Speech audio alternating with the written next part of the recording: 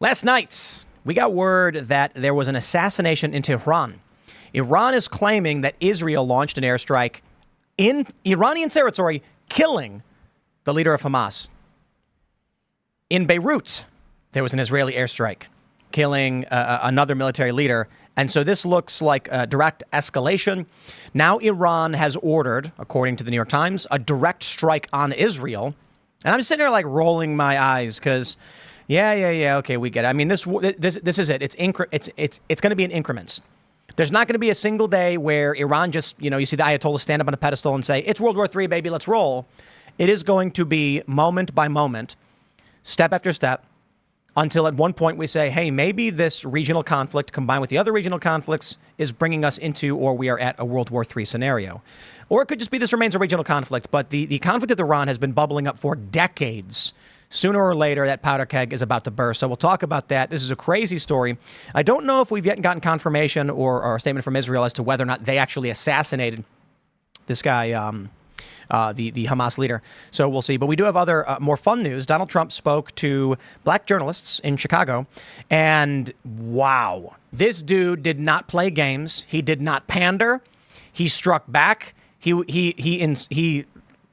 was insulting when need be. Maybe not necessarily insulting, but he called them out for being hostile. He made jokes. The audience was hooting, booing, sometimes cheering.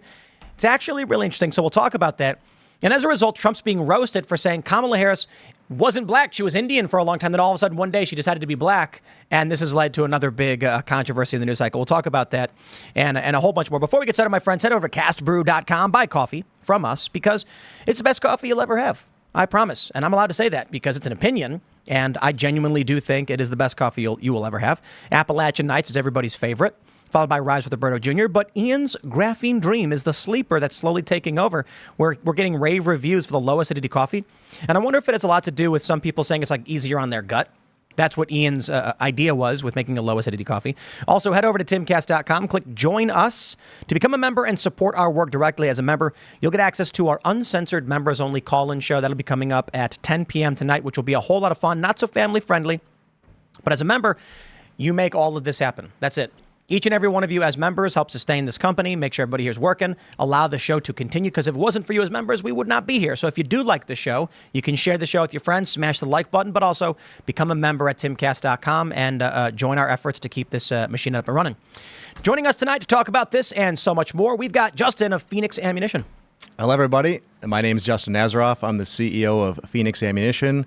We're a family-owned Michigan company. We manufacture small caliber ammunition. We're the unelected, unofficial leaders of the militia industrial complex. No government contracts, no police department contracts. We exist just to produce the best quality ammunition right to the people who the Second Amendment was written for. That's you, the American people. And we're a company that imagines what could be, unburdened by what has been. Ah, yes, indeed, indeed. All right, well, thanks for joining us. It'll be fun. We got Libby hanging out. I'm hanging out. I'm Libby Emmons. I'm with the Postmillennial and HumanEvents.com. Glad to be here. I'm glad you're both here. I'm Hannah Claire Brimlow. I'm a writer with SCNR.com at Scanner News. Follow their work at Timcast News, and let's get started. This is the first story from the New York Times. Iran's leader orders attack on Israel for Hania killing, officials say. Iran Supreme Leader Ayatollah Ali Khamenei ordered retaliation after a humiliating security failure as Iran once again balances showing strength against the risk of escalation. On top of that, we also have Israel striking Beirut, saying it's killed Hezbollah commander, that's Fuad Shakur, in response to a rocket attack. It looks like both of these attacks, assuming this one on Iran is actually from Israel, is in retaliation for there was a rocket strike in Israel, killed several children. And so, look, this is war. Now there's going to be a retaliation for the retaliation, a retaliation for the retaliation. You see where this goes. This is what war is. I think it's silly for us to be like they're retaliating and now Iran's going to retaliate. No, it's the next step in an ongoing war. Iran ordering an attack on Israel should not be like a breaking headline. It should be Iran orders continuation of ongoing conflict with direct intervention or something to that effect. And sooner or later, we're going to get to the point where when there's active shooting between nations, and we already had the rocket fire between Israel and Iran, we're just going to say the war continues. So I suppose the big questions here are, Israel will be dragging the United States into a massive regional conflict that I think you got the John Boltons and the neocons salivating over and begging for. I can't wait. Before Donald Trump is going to be able to get in and tamper down any of this stuff, they're going to make this war happen so that he cannot. Yeah, I mean, that was kind of my theory, except in Ukraine. I figured if they thought Trump was going to win, they would try to make things so bad between Russia and Ukraine, get us so involved, and more or less drop all of that on his lap right before the election.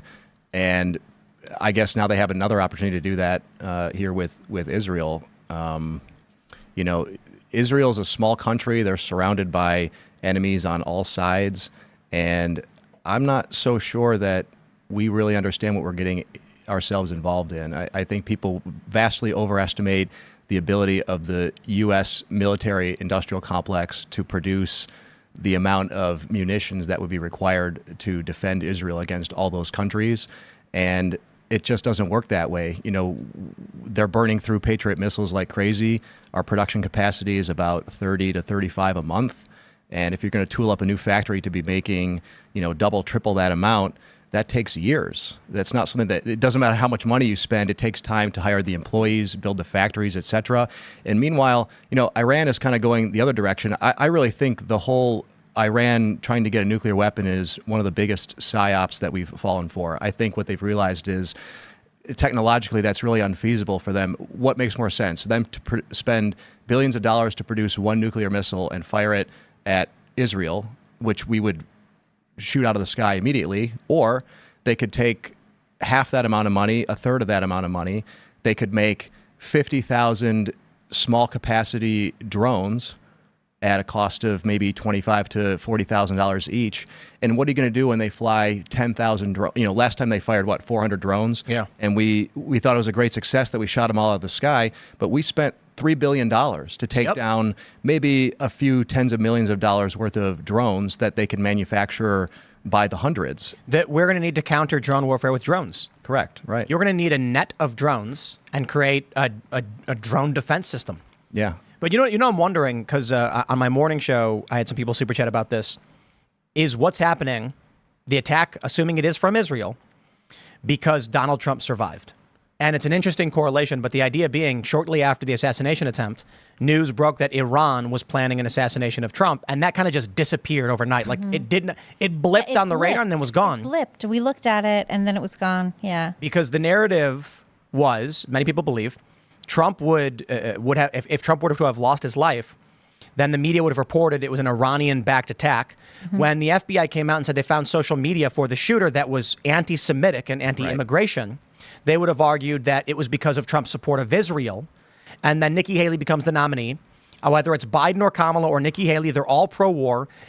Nikki Haley demands retaliation for Trump's life being taken, and that's how they get their casus belli for war with Iran. That didn't happen. So maybe that was never going to happen. Who knows?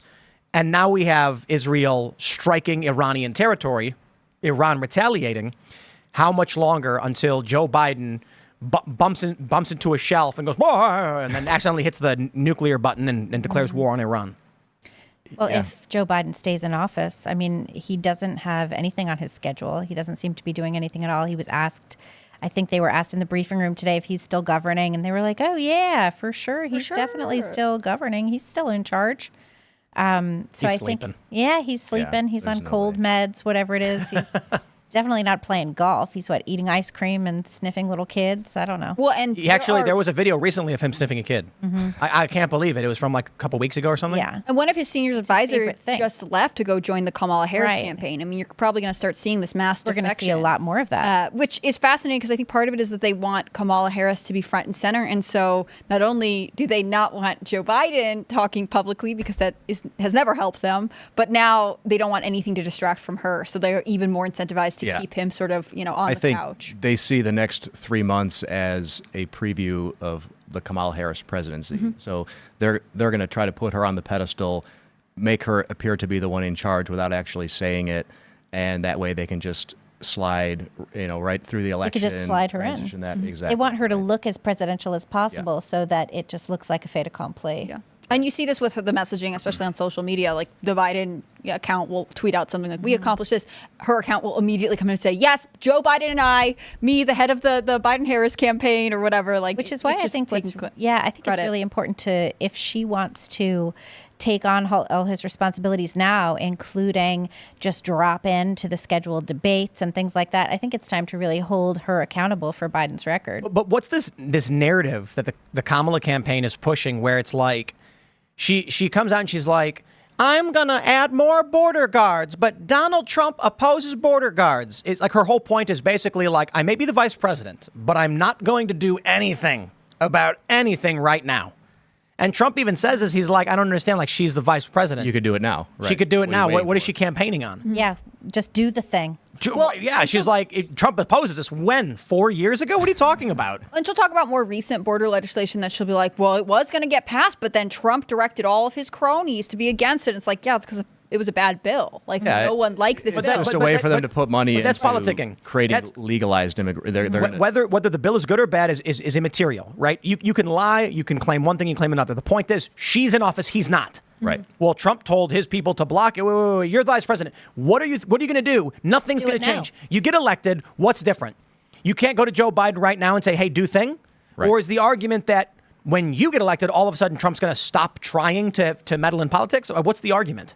Meanwhile, the other thing, too, is she has the exact same staff as Biden. As Hannah Claire just pointed out, she's getting his, White House staffers now. So if they weren't capable of getting any of this stuff done for the past 3.5 years, why would they be able to get it done over the next 4? And a lot of Biden staff also are veterans of the Obama administration, right? Well, it's the continuation. The same fool. Kamala is just a continuation. It's the same thing as Obamacare. You got to pass the bill to see what's in it. So they don't want to do it now because that would ruin things prior to the election. And they know that this bill, all it's going to do is, as I said, they're going to put a bunch of money into hiring border agents to process immigrant applications. They're not going to put any money into actually stopping the flow of people across the border. They're just going to say, well, hey, look, illegal immigration has dropped by 50%. Yeah, that's because you've got a guy filling out paperwork and just making them all legalized. You're rolling out a second CB1 app to make it easier for people to cross the border. So it appears that it's less, but now we have all the same number of people. Right. Back to the story, though. The question I have for you guys is,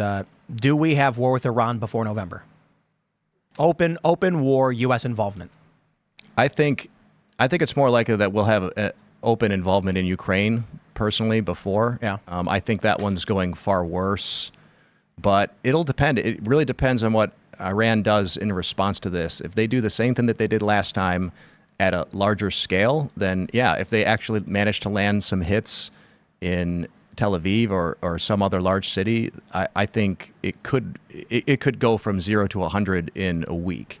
It's tough because who actually wants to engage in a conflict to that degree? Iran certainly doesn't. No. Does Israel? I mean, the United States does. Sure. And so that's what Iran's concern is. If they strike on Israel, the U.S. immediately intervenes. And then I take a look at their building. The U.S. tried building that beachhead, which failed. Yeah. Which is, Pier. $230 million. That Gaza Pier thing? Yeah. Total failure. Yep. But I think the point of that is the U.S. has the Mediterranean route for bringing shipments into Israel, which they can use as a staging ground for a war with in the region. Not to mention Iraq and Afghanistan, depending on what access we still have there. Yeah. Like I said, it's hard. It'll really depend on what Iran decides to do in response. I can't imagine that they're going to do nothing, but do they really want to escalate it to the point where they're in a direct conflict? I don't know. But it's also Lebanon, too. Yeah, it's also Lebanon. It's tough. Those countries, you'd think that all of them would band together against Israel, but there's a lot of internal conflict between those countries, a lot of religious differences. You have the Shiites, you have the Sunnis. So it's not easy to say that they'll all just get together and do it. But at some point, even the worst of enemies can become friends for the purposes of defeating what they think is the greater enemy. And, Israel's a tiny country. I mean, it's only 40 miles across in some places. So I think the big risk we're facing is Iran's retaliation could come in the form of subterfuge, cyber attacks. Yeah. And so there could be economic damage that is more difficult for us to understand. It is entirely likely that there's been industrial accidents that have actually been cyber attacks, and we wouldn't know. They're not going to tell us. Because if the U.S. government came out and said, remember that refinery that blew up? That was actually Iran targeting us through cyber warfare. they'd have to admit that we don't have the security and the defense and that U.S. actions led to a retaliation for some reason. So likely they'll just ignore it. The American citizens are going to face some kind of detriment from Iran, who will try to cause problems for us. They probably are doing it right now anyway. And then we don't even know what's going on because the government doesn't want to admit its failures. Yeah, and I think most people vastly overestimate the amount of cybersecurity that your average industrial facility has. I worked for an insurance company for 10 years, and they spent tens of millions of dollars on cybersecurity because they had personally identifiable information, things like that. But your average manufacturing facility, the problem is a lot of the machinery and equipment that we use, those companies are pushing all of us to connect those things to the internet so that they can do remote troubleshooting and help solve problems. You can track manufacturing data, all that kind of thing. But the firewalls that exist for programmable logic controllers is very rudimentary. That to me, that worries me more than even an attack, say, on the electrical grid. I mean, that worries me as well. But I think we're spending a lot more money trying to shore up security in that area. But all of the individual manufacturers making everything we need for appliances, computers, cars, weapons, all that stuff. Most of these companies have absolutely no idea that they're even vulnerable to things like that. Do you think that Americans or American policymakers' understanding of national security has pivoted with the internet age? Do they think that the most likely attack is a physical, attack from a different country, or do they realize that our online connection makes us vulnerable too? I think the military knows it. Their stuff's very robust. They spend a lot of money trying to keep their computers from being able to be hacked, their comm systems, things like that. But again, how do you, I won't say force, because I certainly wouldn't want them to force that upon, industrial manufacturers, but most people don't even really understand that that's a risk. Mm-hmm. And so it kind of falls on the companies who are building the logic controllers and the machinery and the equipment. And I think they're just far behind the times. I don't think that they perceive that as, I think if you went to your average machinery manufacturing company and said, what are you guys doing to make sure that, my bullet assembly machine is unhackable? They would just look at you with a blank stare, because it's just not really on their radar. They're worried about production, workflow. They're trying to make the machines run faster, have less errors in your products, things like that. But I don't really think that they have any idea that that's even a risk. Let's jump to some domestic politics with this story from the Post Millennial. The big domestic news is that Trump spoke at a black journalists conference, and the Post Millennial says he effortlessly handles hostile questions at black journalists conference in Chicago. I've only seen clips. Libby wrote this one up, but the clips that I've seen from Donald Trump, it's amazing. It's amazing. He doesn't play games. He doesn't pander. And I think he knew this is what the Libertarian convention should have been. Mm-hmm. Him going up there, and when he gets a hostile question, he's hostile right back. He makes jokes. He laughs. He gives real answers. And I think people are going to respect it. I think Trump entered this. Speaking at the National Association of Black Journalists, he entered this knowing that they're going to ask hostile questions and insult him. And he's going to push back because he might actually win 5, 10, 20% by being real and not pandering, because there are people who don't want to be pandered to. So actually, you wrote it. Why don't you just tell us what's going on? Yeah, so this was actually, as I said, this was sort of amazing. He got up there. He had this interview with 3 black journalists, including Harris Faulkner from Fox, who he's spoken to a lot. And so they had the most comfy exchange, I will say.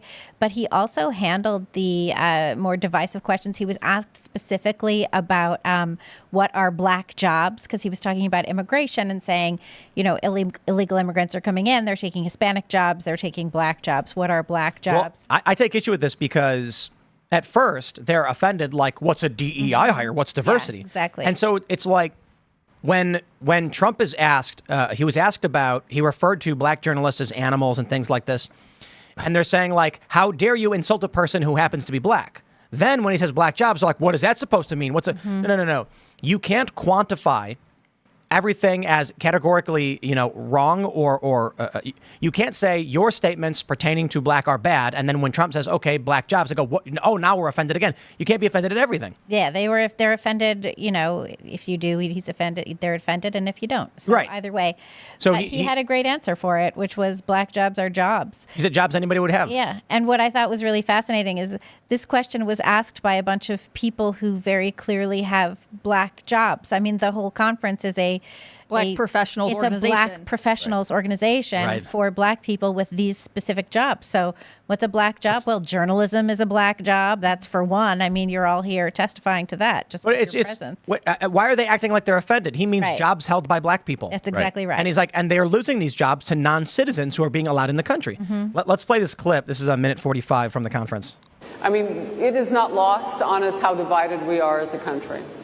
And as you were coming today, we really got to see that we were divided along the lines of race, along the lines of gender. And there is this question of, in this moment where we are, why come here? What is your message today? My message is to stop people from invading our country that are taking, frankly, a lot of problems with it. But one of the big problems, and a lot of the journalists in this room I know and I have great respect for, a lot of the journalists in this room are black. I will tell you that coming... I love the laughter because Trump is literally at the National Association of Black Journalists, and he says a lot of them here are black, and they start laughing. Coming from the border are millions and millions of people that happen to be taking black jobs. You had the best... What exactly is a black job, sir? A black job is anybody that has a job. That's what it is. Anybody that has a job. All right. And Mr. they're taking the employment away from black people. They're coming in, they're invading. It's an invasion of millions of people, probably 15, 16, 17 million people. I have a feeling it's much more than that. And everybody's been seeing what's happened. The first group of people, the black population, is affected most by that. And Kamala is allowing it to happen. She's the border czar. She's the worst border czar in the history of the world. There's never been a border czar like this. There's never even essentially been. She said she was there once, but not the right part of the border. So she was a border czar. She's done a horrible job. These people are coming into our country, and they're taking black jobs and Hispanic jobs, and frankly, they're taking union jobs. Unions are being very badly affected by all of the millions of people that are pouring into our country. There's some other clips. Let's play this one. Here we go. Some of your own supporters, including Republicans on Capitol Hill, have labeled Vice President Kamala Harris, who is the first black and Asian American woman to serve as vice president and be on a major party ticket, as a DEI hire. Is that acceptable language to you? Yes. And will you tell those Republicans and those supporters to stop it? How do you define DEI? Go ahead. How do you define diversity, equity, and inclusion? Okay, yeah, go ahead. Is that what your definition? That is give me a literally definition then. Would you That's give me the a acronym. definition of that? Right. Give me a definition. Sir, I'm asking you a question, a very direct question. Define it for me if you would. I just defined it, sir. Do you No, she believe didn't. that Vice President Kamala Harris is only on the ticket because she is a black woman? Well, I can say no. I think it's maybe a little bit different. So I've known her a long time indirectly, not directly very much. And she was always of Indian heritage, and she was only promoting Indian heritage. I didn't know she was black until a number of years ago when she happened to turn black, and now she wants to be So I don't know, is she Indian or is she black? She has always identified as a black woman. She went to a historically black college. I respect either one, but she obviously doesn't, because she was Indian all the way, and then all of a sudden she made a turn, and she became It's a good political play. Just to be clear, that's a smart statement for conservatives to bring up, because what it says to a lot of the black community is that she's not been an active participant until she needed to be to earn those votes. She's an opportunist, and she's an opportunist where her identity is concerned too. And it also, the fact that they get offended, the fact that like the left gets offended when you point out that someone is a DEI hire, yet they consistently push DEI as though it's this, wonderful thing. it can't be racist to say that someone is a DEI hire if DEI is great. It can only be a positive thing. It's either this important or person's it's not, a DEI hire. Right. They celebrated Joe Biden when he was saying, I'm going to hire a woman of color they loved for it. the And Supreme they Court and said, for my vice president. Yeah, he said the same thing for the Supreme Court and for the vice president. And, it's because they know that DEI is not based on merit, and it's just a racist thing. You don't have the clips in here, though, where he, I think it was like the first question asked, when she basically insults him, like, why would you come here? And he's like, well, I can tell you I've never been asked a horrible, hostile way, and everyone's like, whoa. And then you guys talk. I was already at 1,000 words, and I was like, how long am I going to go with this thing? I didn't see this one because I only saw the clips, but you guys mentioned that he like grabs the woman's water bottle and then tightens the cap or something. I don't know if he did it on accident. He thought it was his, or he did it. I really actually hope he did it on purpose. But yeah, he grabbed the water bottle that's in between the two of them, and you can see him clearly tighten the cap and then put it back. He doesn't even take a drink out of it. So if he didn't do it intentionally, I'm not really sure why he did it. But I actually think that exchange is worth noting because I think it's sort of a preview of the kind of dynamic the left-wing media will report on whenever Trump eventually debates Kamala Harris. We all know what'll happen. I know they're having kind of scuffles over which outlet and the date or whatever. But, the thing that Kamala got lauded for when she debated last time, Pence, when she was like, I'm speaking. I'm not going to let you interrupt me. And that's effectively a similar posture to what this woman is doing. Right. Like she's being like, you're ridiculous and disrespectful. And you'll see, I'm confident, people say like Trump asked ignorant question, amazing journalist just held her own. Female journalist. Black journalist. Right. Right. Going to be that Exactly. whole Yeah, I'm speaking 100%. thing. I think there's T-shirts that say I'm speaking. Right. Well, this woman's clearly campaigning for herself. She's not there to do journalism and ask Trump questions. No, and so I think that's, he did do well, and Libby has pointed this out several times to us tonight. Like he made the audience laugh. The audience liked Trump. Maybe not all of them, maybe not all the time, but it wasn't a completely hostile reception from the audience, even if many of the questions posed to him were hostile. But I think when you eventually see the Kamala-Trump debate, there is going to be a need to be able to handle this like, I'm a strong woman and you're just a mean man being mean to me. Talking over her is fine. I don't care about it, but I know that you will get reports from the other side if you're saying strong, then you don't need to worry about someone being mean to you because what do you care? Mm-hmm. But that's what Trump did, basically. Yeah. He sits down and they ask hostile questions and he just snaps right back at her. He's like, boy, that was, very hostile. And then what was the other thing you mentioned that she asked about his divorce? And he goes, well, at least you asked it nicely or something like that. Yeah. I see. I've always been a believer that Trump should be doing events in downtown Detroit.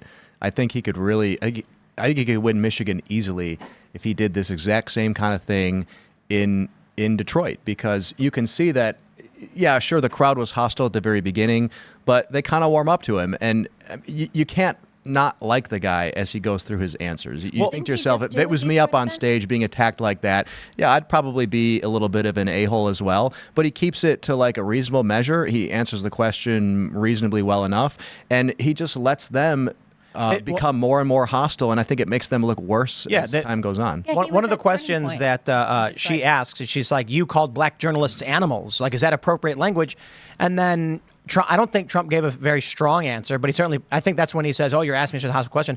My response would be like, am I not allowed to insult someone based on am I not allowed to criticize or insult people because they happen to be from a certain racial group? Right. Like, if there's an Asian guy, a white guy, and a Hispanic guy, and I can call the white guy or the Hispanic guy an animal right. if they're being disrespectful, but the black guy's off limits, hey, I believe in racial equality. If you're a good person, insult everybody equally. Yeah, I believe in insulting and complimenting people based on the content of their character, and just because you're of a certain race doesn't give you any special benefits when it comes to me criticizing you.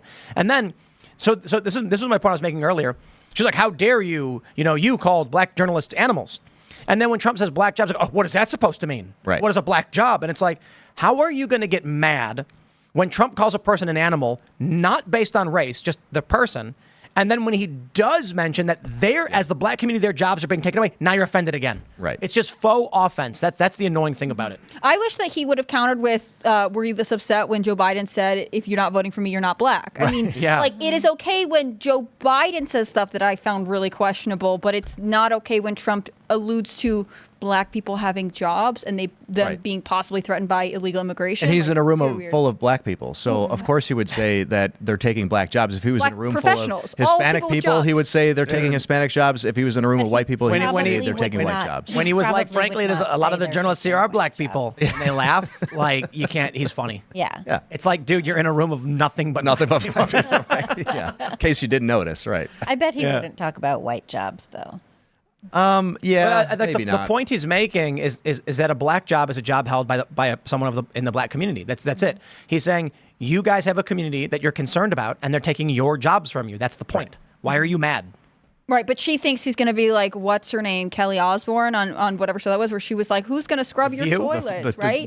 Like they're expecting something from Trump that isn't there, and a part of it is because they came in primed to be hysterical. And I think there are tons of journalists who do this right and left. They know how they want it to play out. And I go back to, I can't remember her name off the top of my head, but the girl who ran the CNN town hall, where Trump came out and was like on stage at one point. He like pulled out a paper of the tweets that weren't allowed to go out at one point. Yeah. Like he did really well, and she was not prepared for it because she came in really aggressively. And CNN ended up ending that program early because of how well he was doing, because their journalists came in with a bias and couldn't adapt to the situation they were in. Yeah, I think they still haven't learned how to deal with Trump. The more aggressive you get, the better off he looks, I think. I think he does worse in debates and interviews where people are nicer to him, and he doesn't really have anything to go off of. But he's the master at taking their energy and redirecting it into his own responses and getting enough of a laugh out of people that, like, again, you might not like him, but you find something in common with him in some way because you put yourself in that situation and you think, how would I react if I was the same? I wish I could snap back that quick. Man, he was so fast with that response. Even if you don't particularly like the response, you got to give him the credit for being quick and turning things around. And let me play this. I want to play the clip that I just mentioned because I got it from Greg Price here. Not true.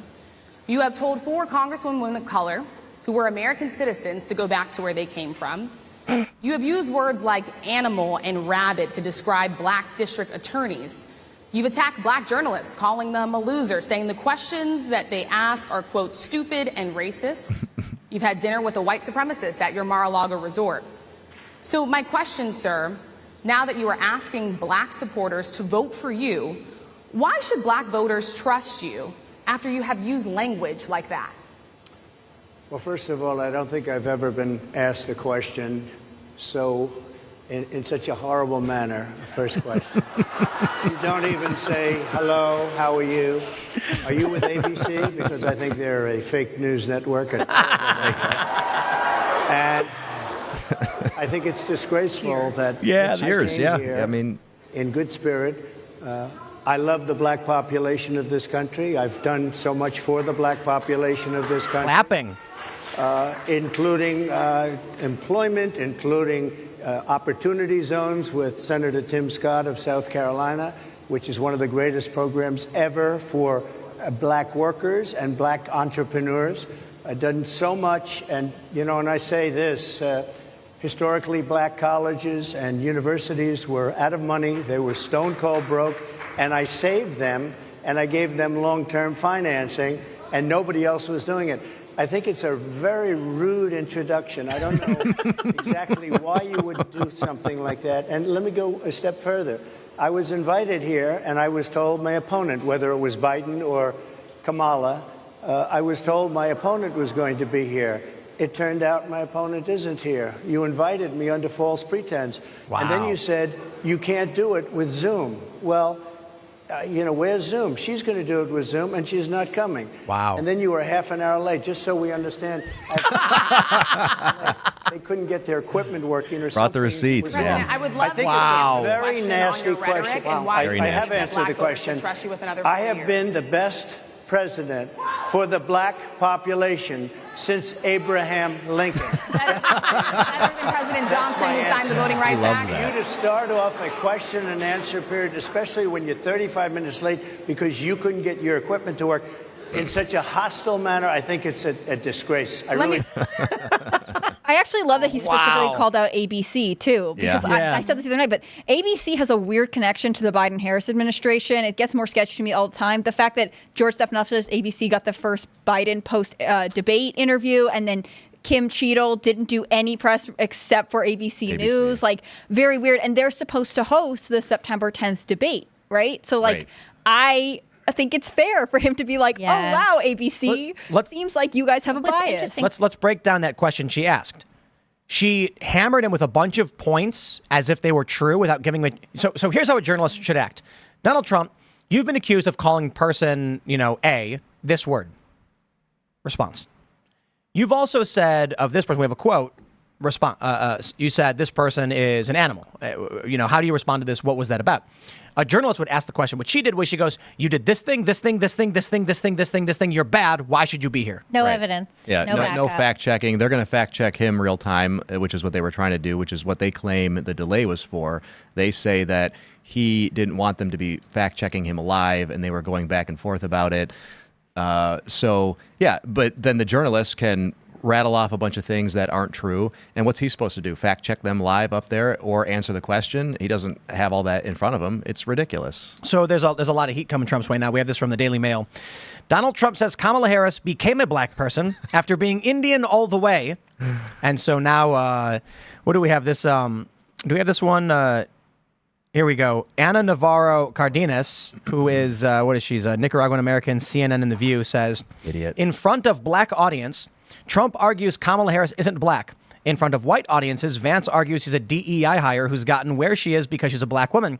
How can they argue both things at the same time about the same person? Bunch of clowns. Because that's what Democrats do. No. Because she's Indian. Like DEI hire could be because she's a woman. It's not even about race. Right. But now they're mad because Trump made this. He pointed this out, and he pointed it out accurately. The political play a long time ago was that she was an Indian woman.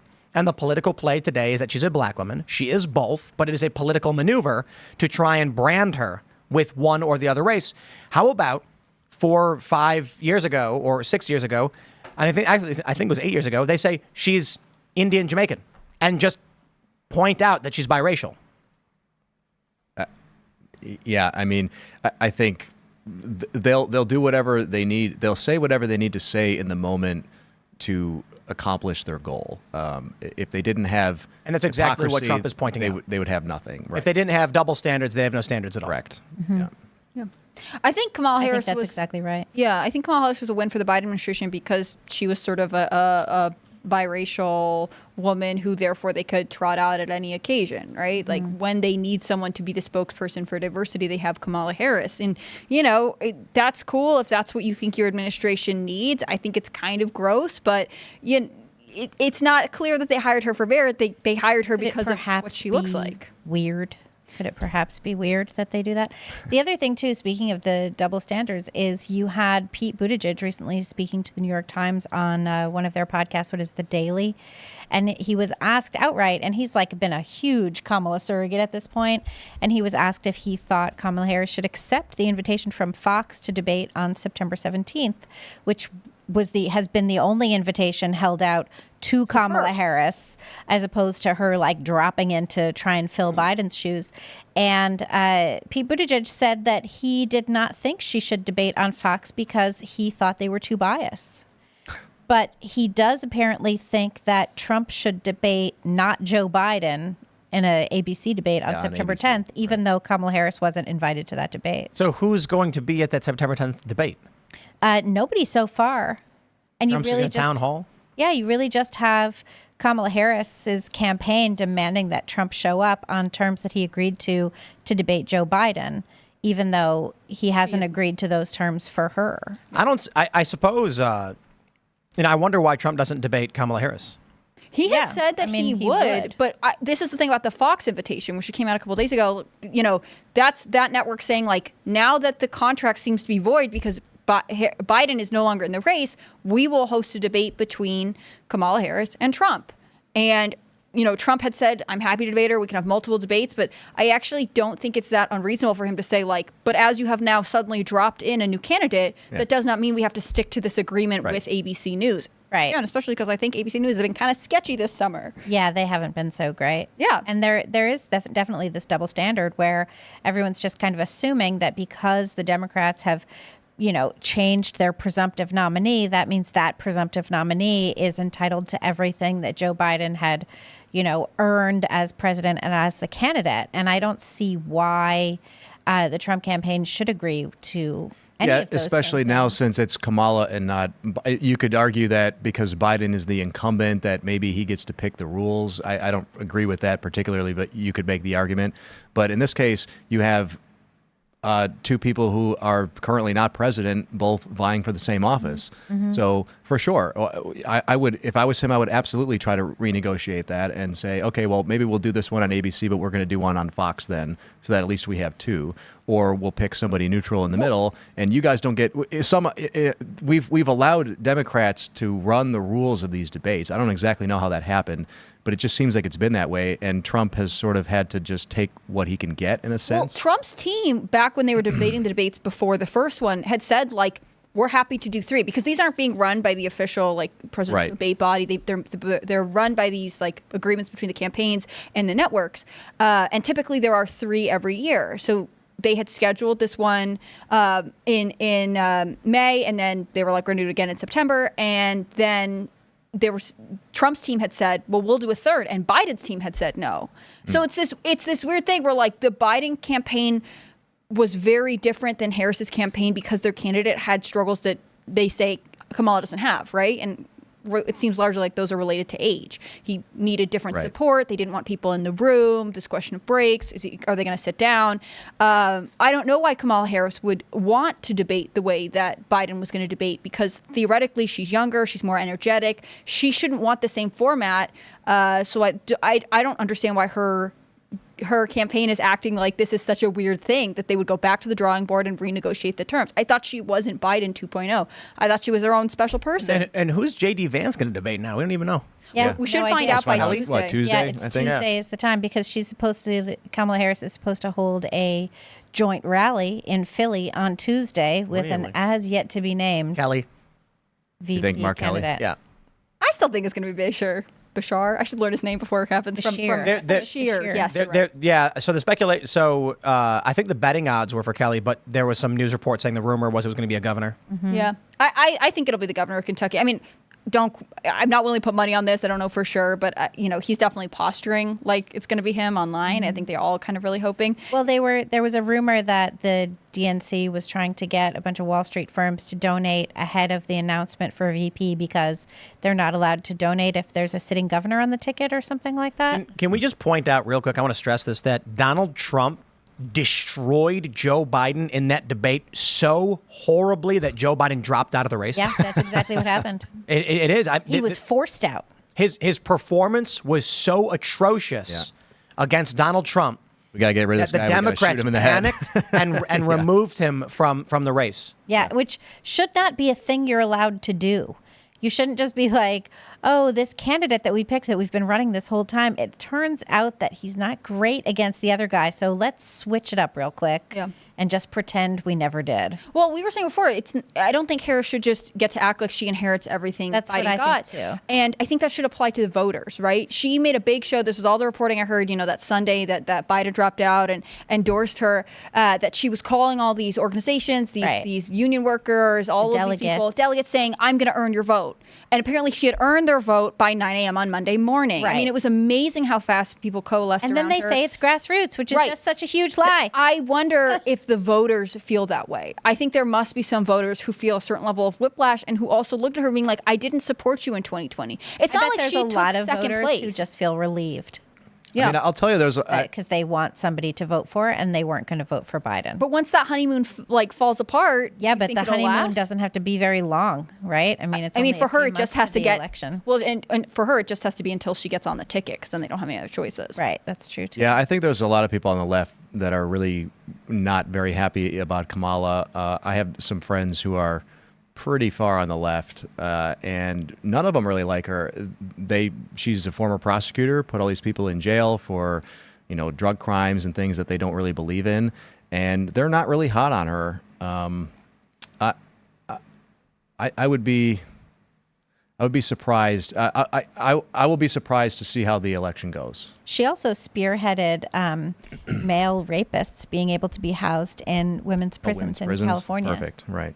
Yeah, it was great. Amy Ichikawa from Woman to Woman, which is an advocacy group for incarcerated women, was on Charlie Kirk today talking about it. And it's pretty bad. I mean, it's pretty bad at the Chowchilla facility, what's going on there. There's men in the prison. There's sexual relationships going on. There's abuse going on. And it's really a big problem. There's no reason that women's prisons in California should be handing out contraception to women. They should not have to worry about getting pregnant by other inmates in a women's correctional facility. And it disrupts the ability to,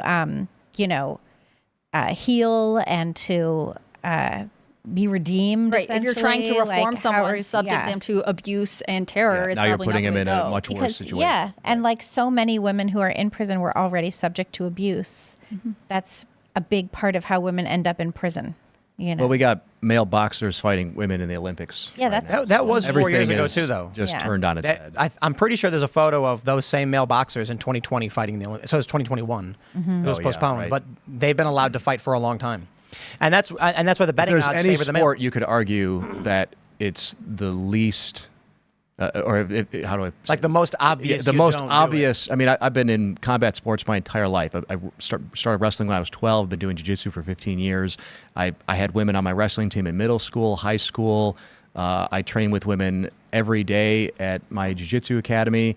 And if you spend 15 minutes in any combat sport and you see the differences, it would immediately, I feel like it would change almost anybody's mind except for the most radical people who are just total NPC out to lunch, downloading the program every night. It's so obvious. I don't know how anybody can't see it. I want to jump to this story. We got a couple of tweets. The Democrats have been running the weird narrative because that's their line of attack, but oh boy, did they step in it this time. Nevada Democrats quoted Sam Brown, a veteran who was injured and has suffered burns to his face. And he had posted with J.D. Vance on X, "It's time hardworking Nevadans have champions for them in the White House and U.S. Senate. President Trump, J.D. Vance, and I are ready to lead and help make life better for every Nevadan and American. We got you." And Nevada Democrats said, "You can't make this up. Sam Brown and J.D. Vance are claiming to be champions for hardworking Nevadans from a private jet. They're not only hypocrites, they're just plain weird." And the reason why they step in is because we all know what happened with Donald Trump. When Donald Trump liked to do that thing where he would mock people by bouncing his arm on his chest, and then all of a sudden a journalist popped up who had a disability with his arm, and the media ran the narrative that Donald Trump was intentionally mocking a disabled journalist. Sam Brown has responded, saying, "Yes, you can call my face weird. It won't be the first or last time I've heard it, but my message is not to you. My message is to anyone else who has been put down or called weird because of their experiences or who they are. I say to you, do not allow others to define you. I'm proud of my scars. They might look a little different, but it gives me an opportunity to encourage others. I encourage every one of you to lean into the things that make you unique and that others may call weird, and realize that your experience, whether it's suffering or something else, gives you an opportunity to connect with others and give them hope. You are loved. You are appreciated. The things that make you unique can also be your greatest strength." In response to them calling him weird. And it's just like, guys, we try to be a little sensitive. You know what I mean? They're supposed to be the sensitive ones, right? They're claiming to be. But this is the problem with a open the hatch and randomly fire out the insult of weird to any and everyone, and then not thinking about you insulting a guy. And I say this with all due respect to Captain Sam Brown, who's pointing out he has been called weird before. It's one thing to call J.D. Vance or Trump weird because in their minds, they're like, it's punching up, right? Trump's a billionaire. J.D. Vance is senator. He's got a successful book and a movie. Sam Brown is an injured veteran who has been called weird because of the injuries he suffered, and they are not paying attention to what they're doing when they just blanket everybody as weird, and now they've stepped in it. So this only gets pushed if Republicans decide this is an attack Make vector. it an issue, yeah. And I think they should. Mm-hmm. They should say, guys, chill out on the weird stuff because you're not paying attention to who you're insulting. Sam Brown has said he's been called weird before because of his face, because of the injuries he suffered serving this country. And now Democrats are not even thinking about what they're calling this guy. I think if the Trump campaign isn't already churning out a ton of merchandise with weird and some reference to that, they're crazy. I think this is probably one of the bigger political mistakes that the left could make. I mean, I'm weird. You're weird. I mean, I think everybody in this room is to a certain extent. They want to be the status quo. Maybe let them be the status quo. Yeah, the left. I mean, look at the left. You're going to call people on the right weird. People on the right were always the ones accused of being, starched collars, boring, sticks in the mud. Bow tie. Right, bow tie, exactly. That's what they would say that about Tucker Carlson, a bunch of uptight nerds. And now we're the weird ones? Good. I hope we are. I hope we embrace it and make it, turn it right back. Let's get all the weirdest people and put it is them all the in the same stodgy room. Conservatives who have never liked being called weird. They want to be normal. Yeah. And it is only, I think, because of this coalition between more moderates, post-liberals, disaffected liberals, and independents, all of those people are fine with being called weird. Sure. But these suit-wearing conservative types, you go to any one of these conservative events, you go to these youth conservative college events, and it's just like, dude, it is like a bunch of 18-year-olds wearing suits.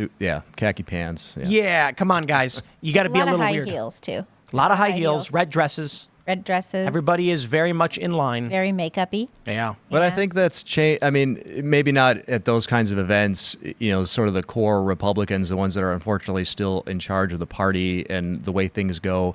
But I think that's changing. I mean, I think that's why, we've had some success as a company on X is just we are weird and we're happy to embrace it. And I think people enjoy the fact that Plus, that was Democrats need to apologize to Sam Brown. Getting out of their shell, right? Democrats need to apologize to Sam Brown. Every single Republican should be like, fine, call me weird, but apologize to Sam Brown. Yeah. Force Democrat leadership to go on TV and say, we did not mean it, we're sorry. Yeah. Make them do it. What's weird, if I may, is that you have a lot of leftist cities that pride themselves on their weirdness. Keep Portland weird. They like Austin weird. Exactly. Yeah, keep Austin weird. Yep. And suddenly weird is bad. I thought weird was your whole thing. I thought, furry drag queens reading to children. They're abandoning it. Was like the great thing. They're abandoning it because Kamala's a mean girl sorority sister now. Democrats have become the party of the wealthy. Mm-hmm. In 2016, Vox.com wrote that. They have continually become the party of the status quo. Look at the Lincoln Project. Look at the neocons who dumped the Republicans and joined the Democrats. The Democrats are trying to not be the weird party, and it actually is an issue for them. The far left does the things they do. Joe Biden doesn't want that stuff. He tries to push it away, but he can't because he needs their votes. So they are trying to label. This is what they do with defund the police. The far left calls for defund the police, and then establishment Democrats try getting on board with it. The New York Times tries getting on board with it. They realize it's unpopular, and then they say the right wants to defund the police. Right. When the right said stuff like de-weaponize the FBI, they try to push it off onto the right. I say be weird, fine, but the main play right now is that what every Republican should be saying is apologize to Sam Brown. Call Trump weird, call J.D. Vance weird, call me weird, all you like. Me, I like being called weird. I don't want to be stodgy status quo, but that's just me.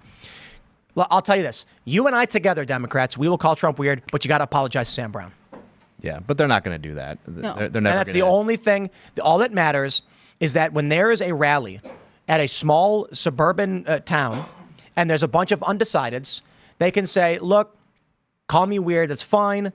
But please apologize to Sam Brown. That's not cool. That's not okay, man. This guy, he made a sacrifice for his nation. So say you're sorry, and then we can move on, and you can insult me all you want. And they're not going to do it. And then let the American people see what they're willing to do for their politics. Republicans they always become they get demure. Well, look at George Floyd. The George Floyd incident happens. Every single conservative comes out saying, whoa, geez, look at the Covington kids. Right. When the Covington kid thing happens with the Native American, all of a sudden every conservative is like, oh, well, geez, that was really bad what the kid did. Very few people said, no, I'm going to challenge and question this narrative. So now we have the situation where the Democrats want to play this weird angle and insult all the conservatives as weird. And then they call an injured veteran weird. And he happens to get called weird because of his face. Nah, make him apologize. That make them apologize. Part of the thing, though, where Republicans will, say, oh, the Covington kid, that was a problem or whatever, and they'll come out and do that, is because it's only in those moments that Republicans get accepted by the left and get airtime on these legacy networks. And they want to be liked. They want to be included in that whole thing. So they say, oh, sure, I'm never Trump, or the kid shouldn't have smiled, or, the abortion rules go too far, or whatever it is. Yeah. They'll come out and say that so that they can have access to that platform. Republicans always begin with an apology. Always. And they have to get over that or they're going to keep losing. Well, and that's sort of what's interesting, too. If I can, like this Pete Buttigieg interview, another thing that he was saying was that if Kamala wins the presidency, then you eliminate MAGA and that you're back to a, more normal Republican Party. Because what the Democrats really fear is the MAGA movement. They're worried, and that's why they're going so hard against J.D. Vance, because J.D. Vance is the future of that movement. He's young. He's got a lot of political career ahead of him. He can gather a lot of people around and rally that. And that's what the Democrats really fear. They would love to go back to the era of fiscal conservative, bow-tied Republicans who just want to apologize and be included. And what they're not seeing a way to really defeat a populist movement where people are proud of who they are and where they come from, where they don't want to apologize for their guns or their religion or their free speech, or owning their land or whatever else it is that people just want to do and be left alone. And the Democrats don't see a way to beat that. And that's why they're doing this whole Mean Girls thing. And they're throwing a lot of stuff at the wall right now. I mean, right. They're just because they have nothing. We try to get Kamala to be, Kamala is brat. Like they're going to churn out a lot of stuff. She's talking to another sorority tonight. Yeah, they're trying to This is what, like the third sorority in a week and a half? Look, sorority girls are extremely powerful in America. The lobby has been underrepresented. No, just kidding. No, but they're going to throw a lot of stuff at the wall because Democrats have typically always controlled messaging and language, and they believe that that's their ticket back to the White House, because I think, to your point, they are afraid of the MAGA movement, and a lot of the MAGA movement introduced a new narrative that they couldn't combat. And so they have to make all of these very personal attacks. He's weird, like, whatever it is, they're just trying to make it these sort of ick factor. Like, for some reason, you just don't like them because they're having a hard time challenging the policies. You had AOC basically saying, she was saying that MAGA and J.D. Vance are incels. Mm-hmm. And it's like J.D. Vance, the father of three. Father of three. From Ohio, who's married. Right. But, it's buzzwords, right? Like, if they can just hit, like, things that make people say, oh, I don't like that person. That I know that term is bad. I know I'm going to distance myself from it. I mean, similar to the reaction to the DEI hire aspect. They agree they with don't want it to be something that they're tagged with. Yeah, I agree with Scott Adams' assessment of this, and he's pretty convinced that whoever came up with the weird tagline is female. And, Me too. And he's always been of the opinion that the Democrat Party is now the party of women, and I don't disagree with that. I think they're really trying childish to cat ladies too. I think they're really trying to tie into that, and weird is sort of a female insult. Like they give, he gives me the ick. He's a weird guy. All these kinds of things. Guys don't generally insult each other that way. And so I think Kamala Harris's campaign. They've got the candidate that they want. They're going to try. I think that they see a lot more potential in her than they do in Hillary. They would never be able to do this kind of stuff with her because she's a stodgy, stick in the mud woman. And Kamala, she's got these rappers coming out. They're acting like it's a party. Right, and I feel like conservatives will fail if they give too much into participating in whatever rhetoric development is happening right now with the media, right? Like trying to talk to them about their buzzwords or whatever weird insult they've come up with during this time. It's sort of irrelevant. Like, stay the course, attack Kamala Harris on things that are relevant, like her time as a prosecutor, her failure to secure national security, her lack of international diplomacy experience. Like, you could have a substantive conversation that they will not be able to combat with. All they have is weird and brat. He should say, listen, Kamala, let's sit down and have a 30-minute discussion about the war in Ukraine. Mm-hmm. And tell me about a business you've built, Kamala. Yeah. Let's jump to How do you read a balance sheet? Right. Let's jump to this story from NBC News. Harris's political ascent makes her the latest target of DEI insults. Now, we saw this in the Donald Trump interview at the National Association of Black Journalists, but it's become a big talking point in the media that people are insulting Kamala Harris by calling her a diversity hire. So they write this big thing about how she's a diversity hire and how it's an insult. And I'll just pause right there and say, first of all, we have this clip from Tenet Media, which I'll play for you, of George Takei. Strength, optimism, and joy.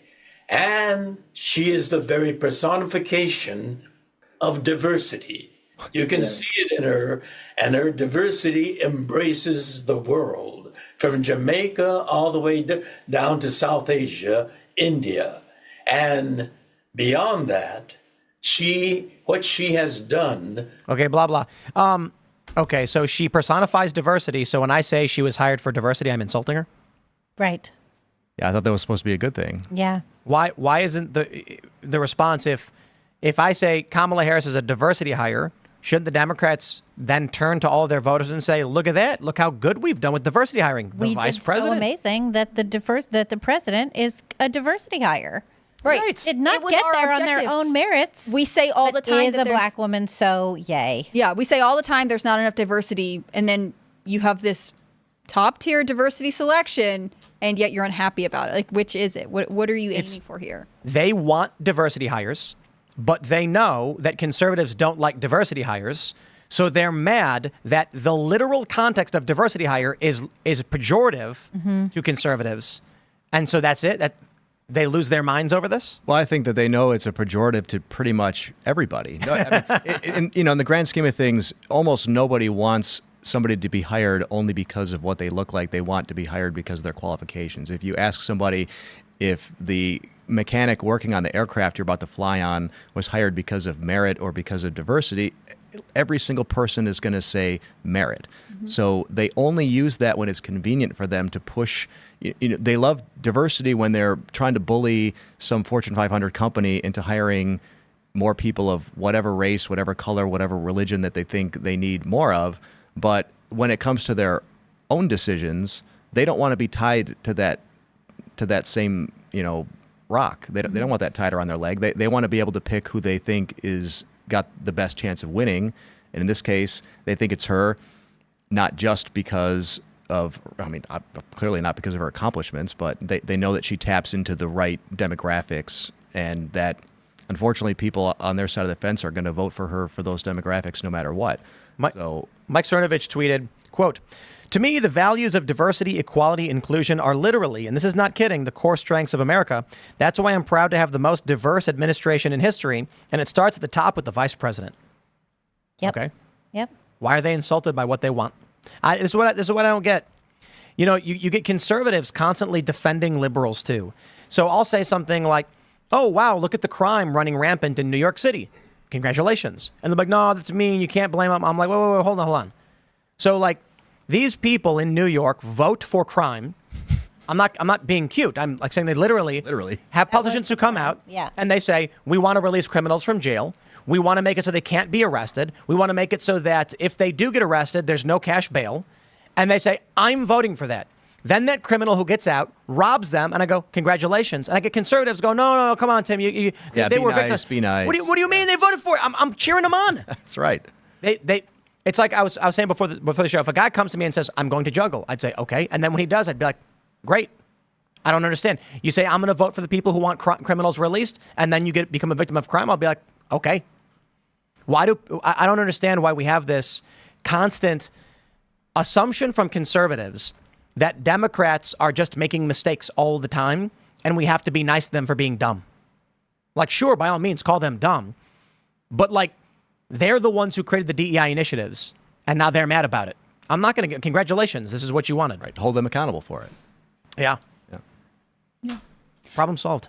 Exactly. Well, it would have been interesting if Biden had come out and said, for my VP, I really want one of the nation's best prosecutors, and I'm going to only pick someone who has who is a former attorney general, who's had really, a lot of experience, and then, it just happened to be Kamala Harris. But it was always about who she was in terms of the boxes she would check on an application form, in terms of her race, her gender. I honestly wish she had pushed back about it more, but instead she also was like, yes, I am here. I am the first female whatever vice president. And to me, it's very different than the conversations that the conservative movement had, especially. Oh yeah, they avoid it like the plague, you know. Well, but there was that whole push for a while. We were like, no, Trump has to pick a female vice president. Sure. Which I thought was crazy. Why does he have to do anything? He doesn't.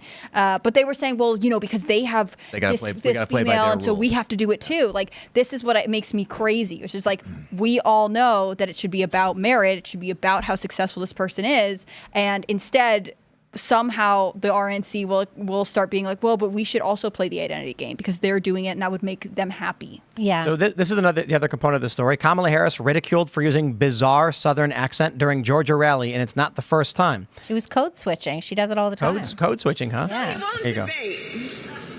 But he and his running mate sure seem to have a lot to say about me.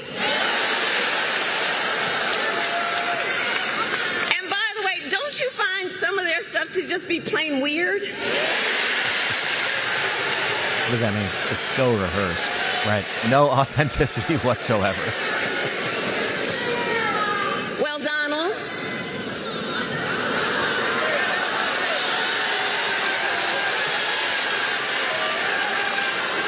I do hope you'll reconsider to meet me on the debate stage.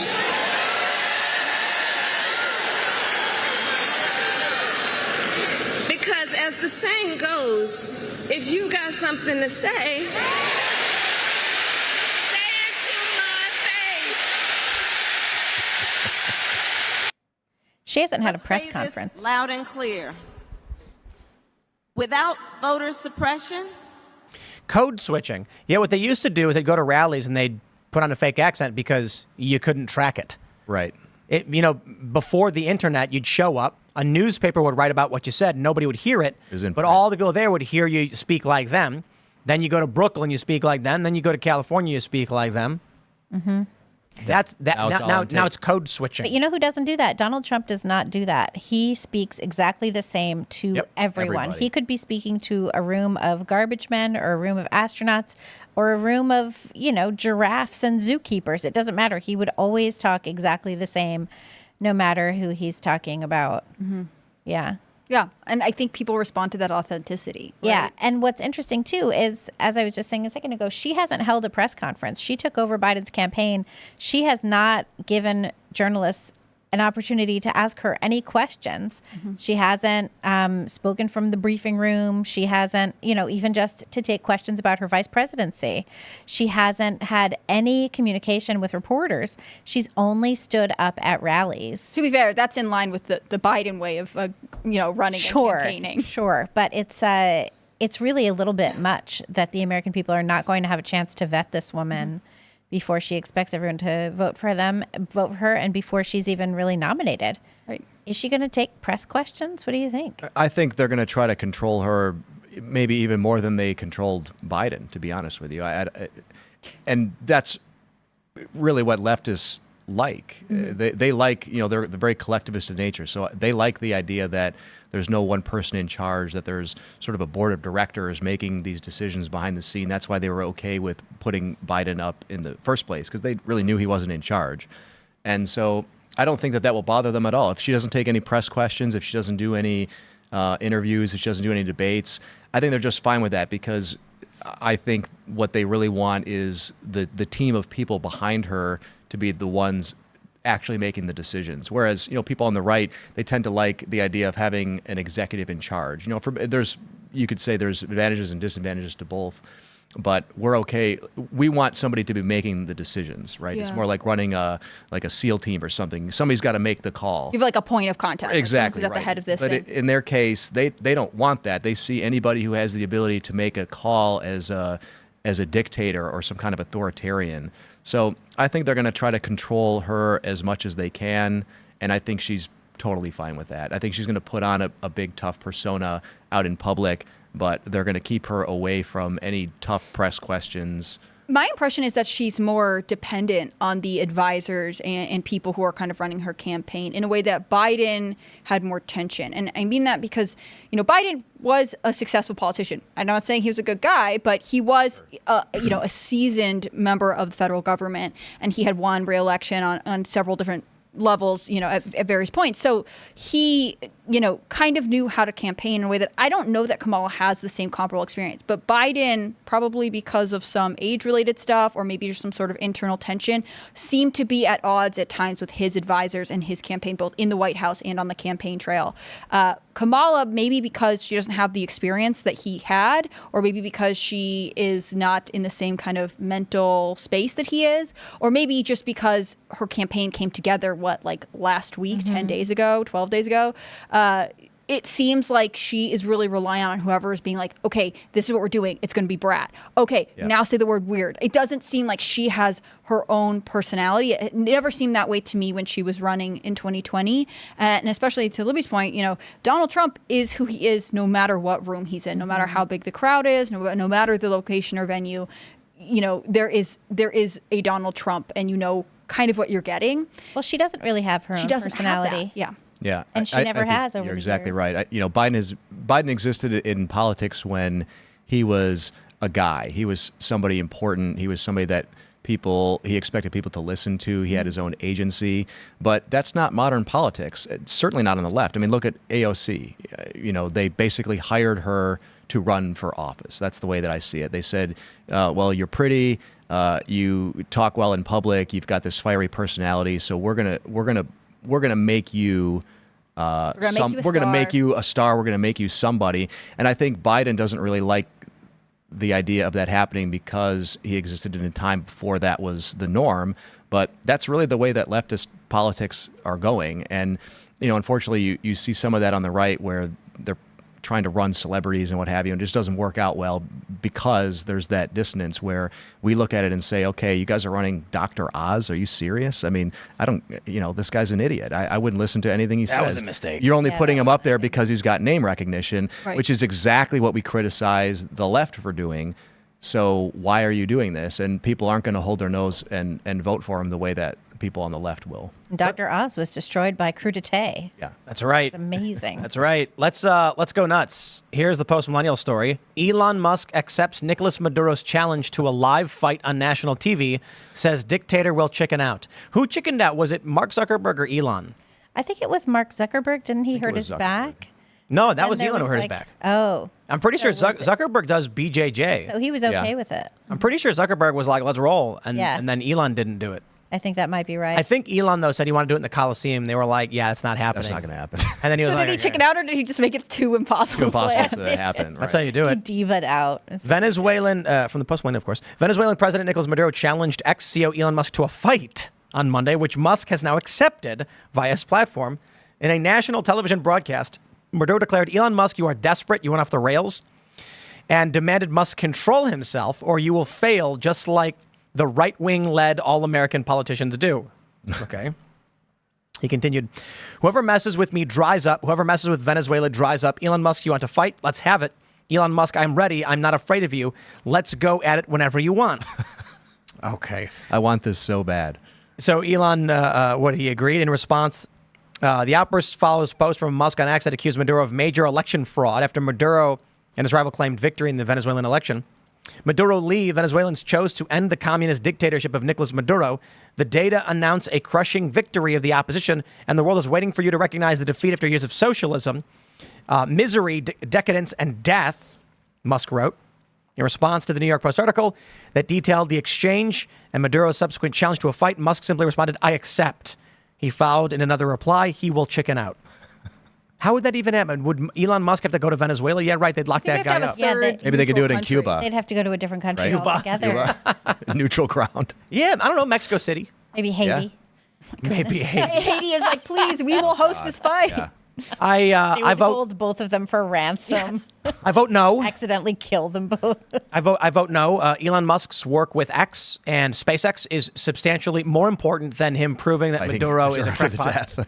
Yeah, I don't. This wouldn't. I mean, proving Maduro is a crackpot.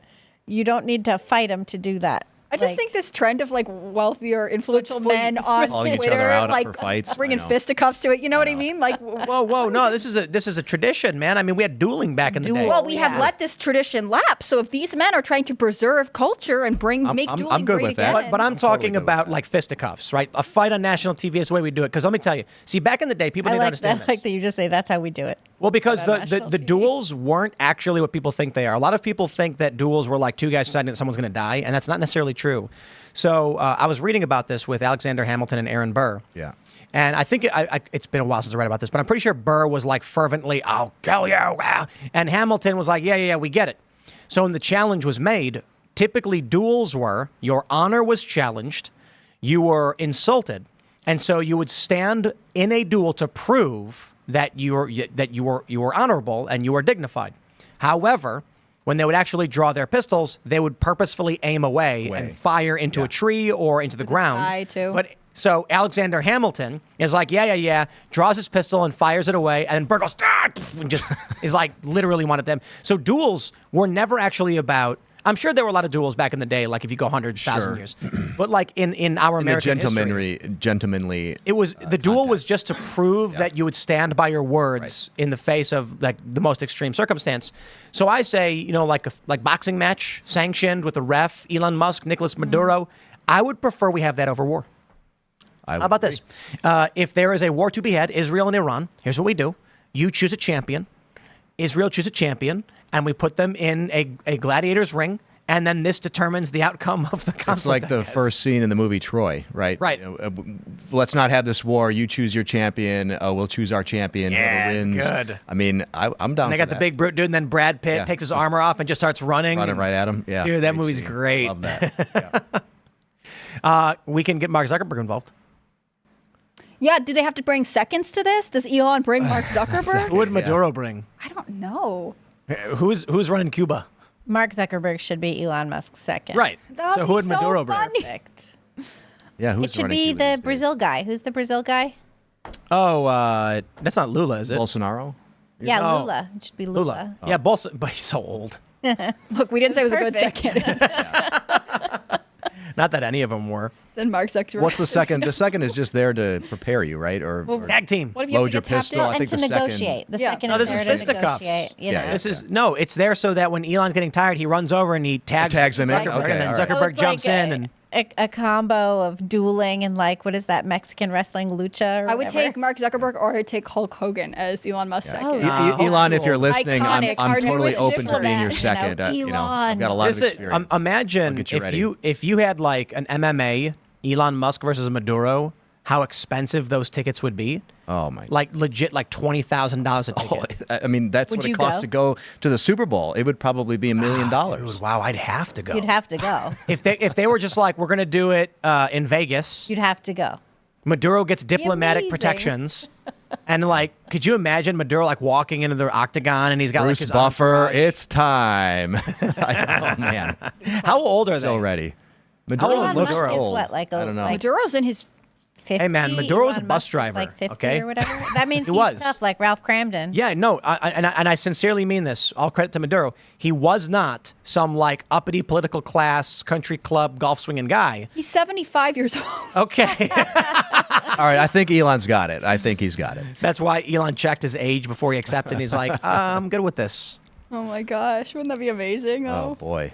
This is the current state of geopolitics. Geopolitics. We have Iran ordering a retaliation strike on Israel, which we're freaked out about. And then you have Elon and Maduro having a flame war. You know what's actually interesting is I remember this is the first time. This is, I think, 2014. It was Operation Protective Edge, Israel and Hamas. The Al-Qassam brigades were launching missiles into Israel. And Israel was, of course, Iron Dome, and there was some retaliation. And then the Al-Qassam brigades on Twitter, at the time it was Twitter, were tweeting like, by the glory of Allah, we will destroy you and wipe you from the map. And then the IDF responded to them being like, you can try, but you'll never succeed. And then they went back and forth several times. And then I'm sitting in this room with a bunch of journalists, and someone was just like, guys, I think this is the first actual flame war in a war. Yeah, a real Twitter war. Like they're actually They actually mean it. It's a war. And then, in all seriousness, which was crazy, it was one of the first times we got video footage of both sides of the conflict. Right. So you had, I think this may have been Gaza. The Hamas put GoPros on their guns, and Israel put GoPros on their APCs. And then when the footage got uploaded, people compiled it, and you could actually see both sides recorded. It's and crazy. now that's just what you do. You know, I watch updates on the war in Ukraine twice a day, and that's all it is FPV videos of people getting drone bombed. Everything's live now. It's a totally different world. And people keep saying to pull up the Trump water video. That's where he screws tightens the water bottle. Oh, that one, right. I can't wait till the article where it's like that was a microaggression. Oh, for sure. Yeah, what? For sure. What is that? Yeah, he doesn't drink from it. He grabs the water, he tightens the cap, and puts it back on the table. All right, let me pull this up. Yeah, we got nuance. We got nuance, I bro. don't know what it was for. It legit looks like he grabs her water bottle. He tightens it down. Did he really tighten it? So, What are you saying? So what I wanted to say was the last time we spoke, you said some words that were profound. I don't know. I will say there is a moment. Maybe he tried to crack. Maybe he realized the cap wasn't cracked, and then he realized it wasn't his water and put it back. Or like he didn't realize which water bottle was his. Yeah. He's been up there for a while. He reaches for it, but then the lady is clearly asking a question, and he's like, instead of taking a drink, I'm going to put a water bottle, put this down. I like the idea that he just tightened it to see if she would be able to open it later better, but I don't actually think that's what this is. Yeah, no, I don't think so. Yeah, he should bring a mayonnaise jar to the debate and just hand it to Kamala and say, "All right, you're gonna just stands there, opens pickle jar." Yeah, She's the whole time. answering, you just hear the opening click jars. all the time. Yeah, some people say it looks like he's loosening the water bottle, but people keep messaging, being like, "Pull the video up." What if he was loosening it for her? What if she had tried to open it, couldn't? So he's actually being a gentleman. We'd never hear that story. No. I much preferred the story that I was told that he grabbed it and tightened it as hard as he could so she couldn't get it and then put it back. But that isn't. I'm going to go with that. Yeah, well, it's not what happened. Yeah. It's not what happened. Donald Trump is many things, but he is not that. I wish he was. Imagine being so petty. That'd be great. Anyway, I guess we're not too no one really expects Elon Musk to fight Maduro. We're just wasting time by talking about two people who are insulting each other on the internet, which is all day, every day. Yeah. And I mean, it's kind of a constant. I mean, it is a real serious situation going on in Venezuela too. I mean, it's sort of washing over the top of all that. Look at that. There's election rigging going on, and people are getting shot in the street, and Venezuelans can't defend themselves. Well, I think that's what you get if you can't defend your vote, then you have nothing. And if the government has all the guns, then eventually election rigging is going to happen. I mean, look at how much corruption there is in government because there's really no oversight. It's easy to get away with. Imagine if they could get away with rigging elections and know that there's no recourse for the public to do anything about it. Well, let's jump to this. We have this tweet from David Marcus. He says, "I am crossing the Rubicon and backing the Republican Party and President Trump. Many, including a former version of myself, get trapped in a mental framework that becomes their identity and prevents them from radically evolving their thinking with new facts and information. I finally broke free from it.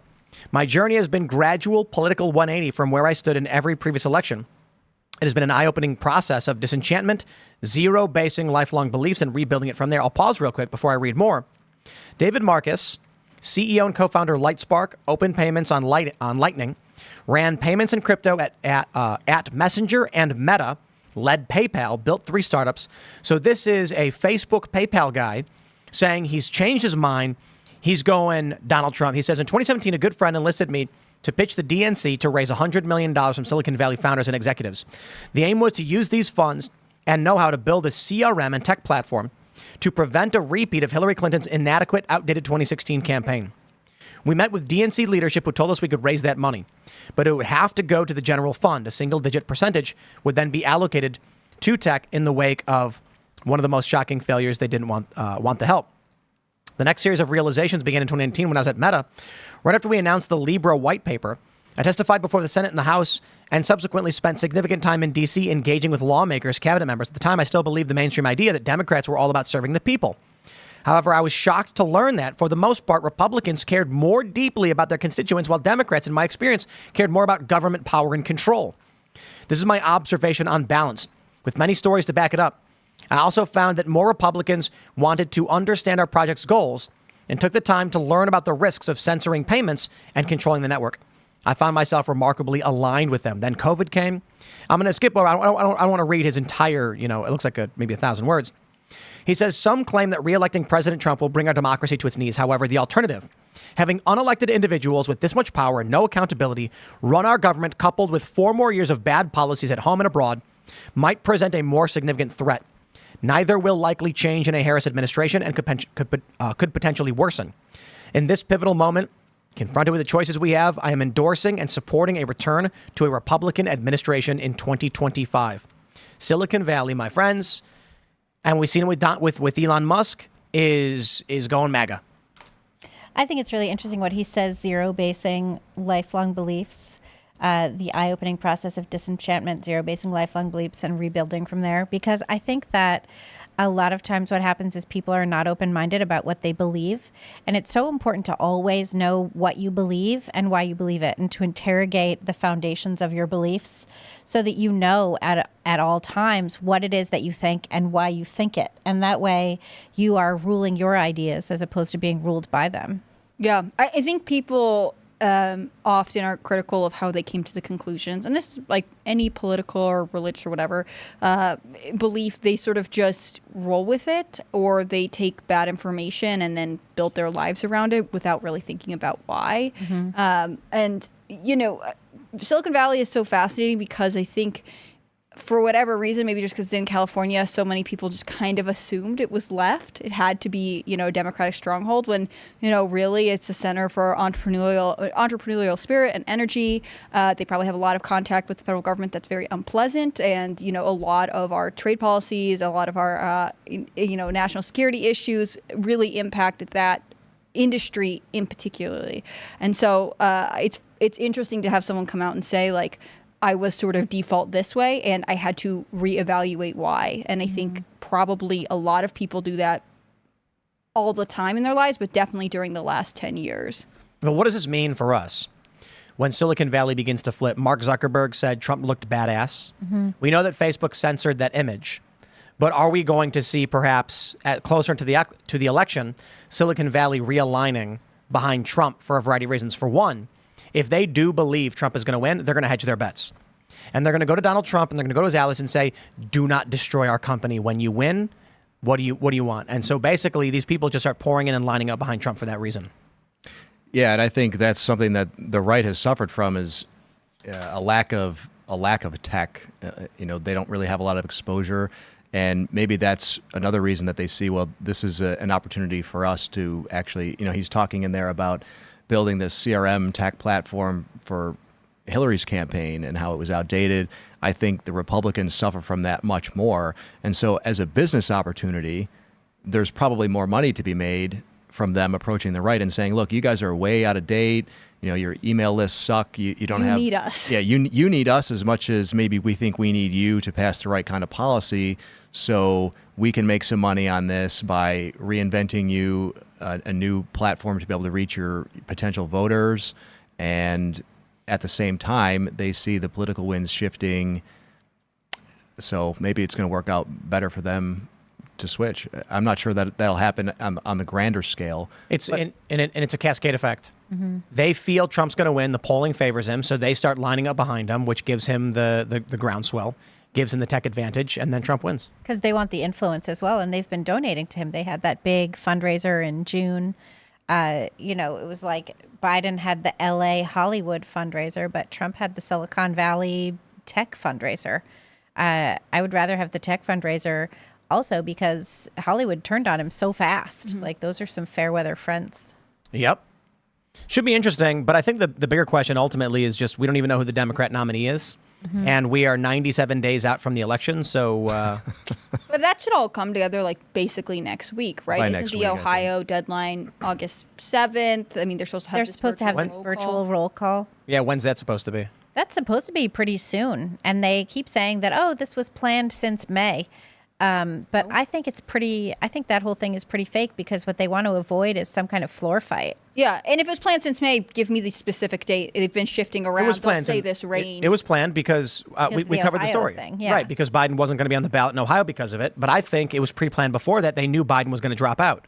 We had been discussing this almost a They year knew ago. they were going to force him out. Right. Well, I mean, I think they always remember floated the idea of having it. I think Yeah. it's always something they thought about, but they, I don't think the DNC is as organized and strategic as they're not moving as one unit right now. And I think there's a lot of internal fighting. They're trying. This is why they chose to have a the debate. messaging. Yeah. Biden didn't need to debate Trump. He didn't debate before. He hid in his basement. Mm-hmm. They had a couple debates back in 2020, but he didn't need to debate him.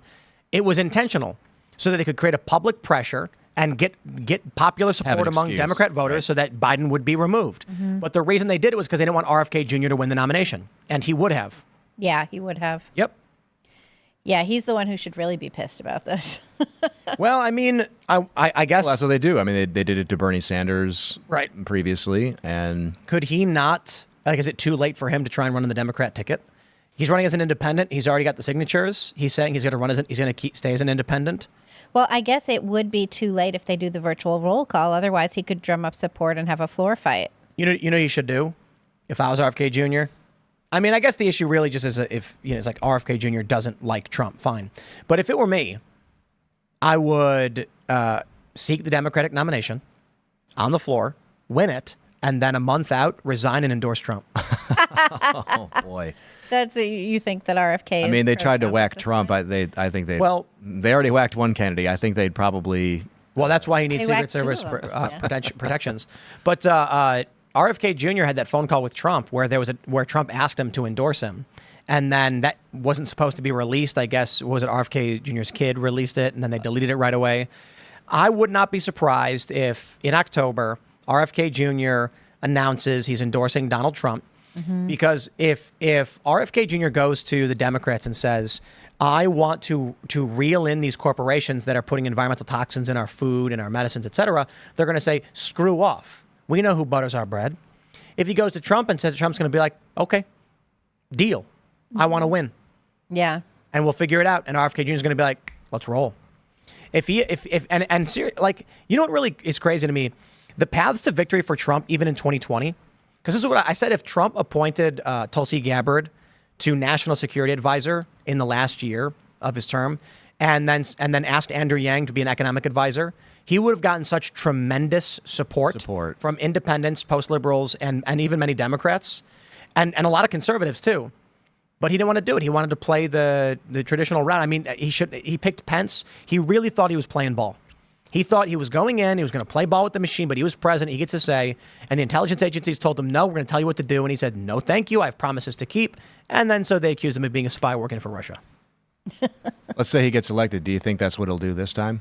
Do you think he'll no make more it'll be better aggressive cabinet picks? Yes, more aggressive, but far from what we hope. Yeah. Look, you've got a lot of right-leaning libertarian types who are hoping he's going to go and schedule left, just fire all these people, and he'll fire some. It'll be a slow process. We'll get the news will trickle out over a couple of years of like various people being fired, and you mostly won't hear much, but a good amount of people will probably get fired from these bureaucratic positions, and it's not going to be crazy. There's not going to be military tribunals. There's not going to be Insurrection Act. It's going to be, we already saw what a Trump term looks like. This one will be slightly better. He's not going to try and play ball early on, but we saw what Trump did after he fired Bolton and stopped playing ball with these people. Mm-hmm. It was still just a marginally good presidency with peace agreements, timelines for withdrawal from foreign countries. The economy was doing pretty well until COVID, and that's it. That's it. Illegal immigration was pretty low as well. Yeah, there were a lot of encounters, but the scary thing is when you check the amount of encounters from the border, that's because we're trying to stop them. Right. Yeah. When you're not trying to stop them, the numbers disappear. The numbers go down. Right. We just missed them. All right, everybody, we're going to go to a super chat. So if you haven't already, would you kindly smash that like button, subscribe to this channel. 1 like equals 1 not our war. And let's see how that one plays, because I do not want to be involved in more conflicts in the Middle East. We are America. We are not Israel. And become a member at timcast.com to support our work. We've got a very, very messed up members-only story for you guys that's going to get very spicy. I tweeted it, and you will see what I tweeted, but I'm going to keep this one because it's brutal. It's about women and men in sports. A woman was paralyzed, a young adult, 17 years old, paralyzed. And we'll talk about that in the members only because that one will be a little heated. For now, though, go to timcast.com, click join us, and we'll read your super chats. Polly Pire says, I hope I'm first. And indeed you are. Congratulations. Congratulations. Robert Dela Cruz says, first, incorrect. You lose. Okay.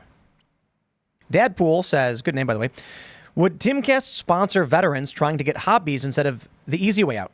We need extra help and a way to reach out besides mental health help. I don't know that we could do anything like, I mean, we're not prepared for anything like that. There's probably a lot of organizations that we could partner with and promote to help fund, but I don't know. Maybe a skating event. Yeah, Snake Farm. Shout out to Snake Farm Skateboards. They're a very veteran-oriented skateboard company. I don't know their full company message or whatever, but we're friends with Cody, Julia, Chad, and that's Snake Farm. That's a skateboard company. You guys should agree check out with their them. boards. I mean, the part of the problem with veteran mental health is a lot of them just want to get out of the house and be around other people and do something that gets their mind off what's going on. Yeah. We've sponsored a group in Michigan for a little while that was doing some shooting events for the same reason. It's something that they're already interested in, but it's getting them out, getting them around other men, people to talk to, indirectly about their problems rather than trying to sit down in front of some counselor. And anything that they can do to be more active, I think is a great idea. Check out snakefarmco.com. Because we're good friends with these guys, and it's veteran oriented. I think the website's mostly clothing, but I wonder if they have their skateboards up because it's a skateboard company too. That's how I know them. Sometimes I think it's hard for people to find all these resources. Like there are a lot of people doing really great specific work that have a lot of options, but hard to find. Yeah, and I think for generally, my observational anecdotal experience has just been that transitioning out of the military is not as easy as anyone thinks about it. I think it's actually very difficult, and for a lot of people, especially who are, been in for a while, who have had these specific careers, like translating your experience to the outside world is complicated. So part of it is just, I wish there's like an encyclopedia or a go-to place where it could be like, I'm a veteran, I'm looking for this kind of support, or I have these kinds of interests, or I need, whatever, because so often it's just, you could Google search forever, but you're not connected with what you need. All right. Marodney says, can I get a shout out for my birthday tomorrow? Currently celebrating that and my 3-month sobriety by having a couple glasses of whiskey. Oof. Back to sobriety tomorrow and the gym next week. So long as you're not seriously compromising your sobriety, and if you just mean you're trying to be healthy. Yeah. Some people, you're not, if someone is someone who's not an alcoholic and they don't drink all the time, but they decided just to stop drinking, then it's no big deal if you're like, well, I haven't had a drink in 3 months, but I'll have some tonight. That's fine. But certainly I hope that you're not fighting for sobriety and deciding to take the night off. You should not do that. Yeah, I would agree. But anyway, happy birthday. Happy birthday. Titan Soap says, is anyone buying the rebranding of Kamala? Yes, they are. Welcome to American politics. I mean, you look at the rally and you've got all the people behind her and they're all cheering and hooting her on. And it's like, man, what's really crazy is if you went to the average Democrat and actually showed them real news, I'm sure they would experience physical pain. It's from the cognitive dissonance. Because a good example, Politico reported that Ukraine interfered in the 2016 election to help Hillary Clinton. And Politico reported a few years later that it was actually Russian disinformation that Ukraine interfered in the election to help Hillary Clinton. So Politico is Russian disinformation. That's not to say that showing someone this story makes them support Trump. It shows them that what they think is true is false. Yeah, I had a conversation with a woman at the yoga studio I go to, definitely on the left. I would say would probably describe herself as a communist, actually. And we were just chatting outside, and we started talking about Kyle Rittenhouse. And it was just crazy to me how we had a good conversation about it. We're good friends, but the perception, he shot a bunch of black people and he shot this woman. It's like, well, hold on a second. Where did you get that? I mean, this is like old news. This has been around for years. You could have looked at this anytime you want, but. Lurch 685 says Iran has hypersonic missiles and FAFO. So let me give you the quick breakdown for hypersonic missiles. The all ICBMs are hypersonic. The issue, however, is that when they're talking about hypersonics, they're talking about missiles that stay closer to the ground, which gives much less time for radar to detect.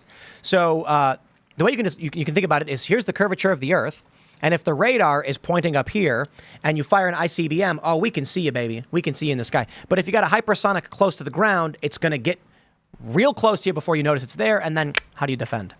That's a scary thing. Yeah, I'm not sure about that. I think there's a lot of debate whether it's true. You know, hypersonic is such a new technology that every country is claiming that they've got hypersonic missiles. But, you know, even Russia, some of the missiles that they say are hypersonic, they are to some degree at certain points of the trajectory, but not all the way.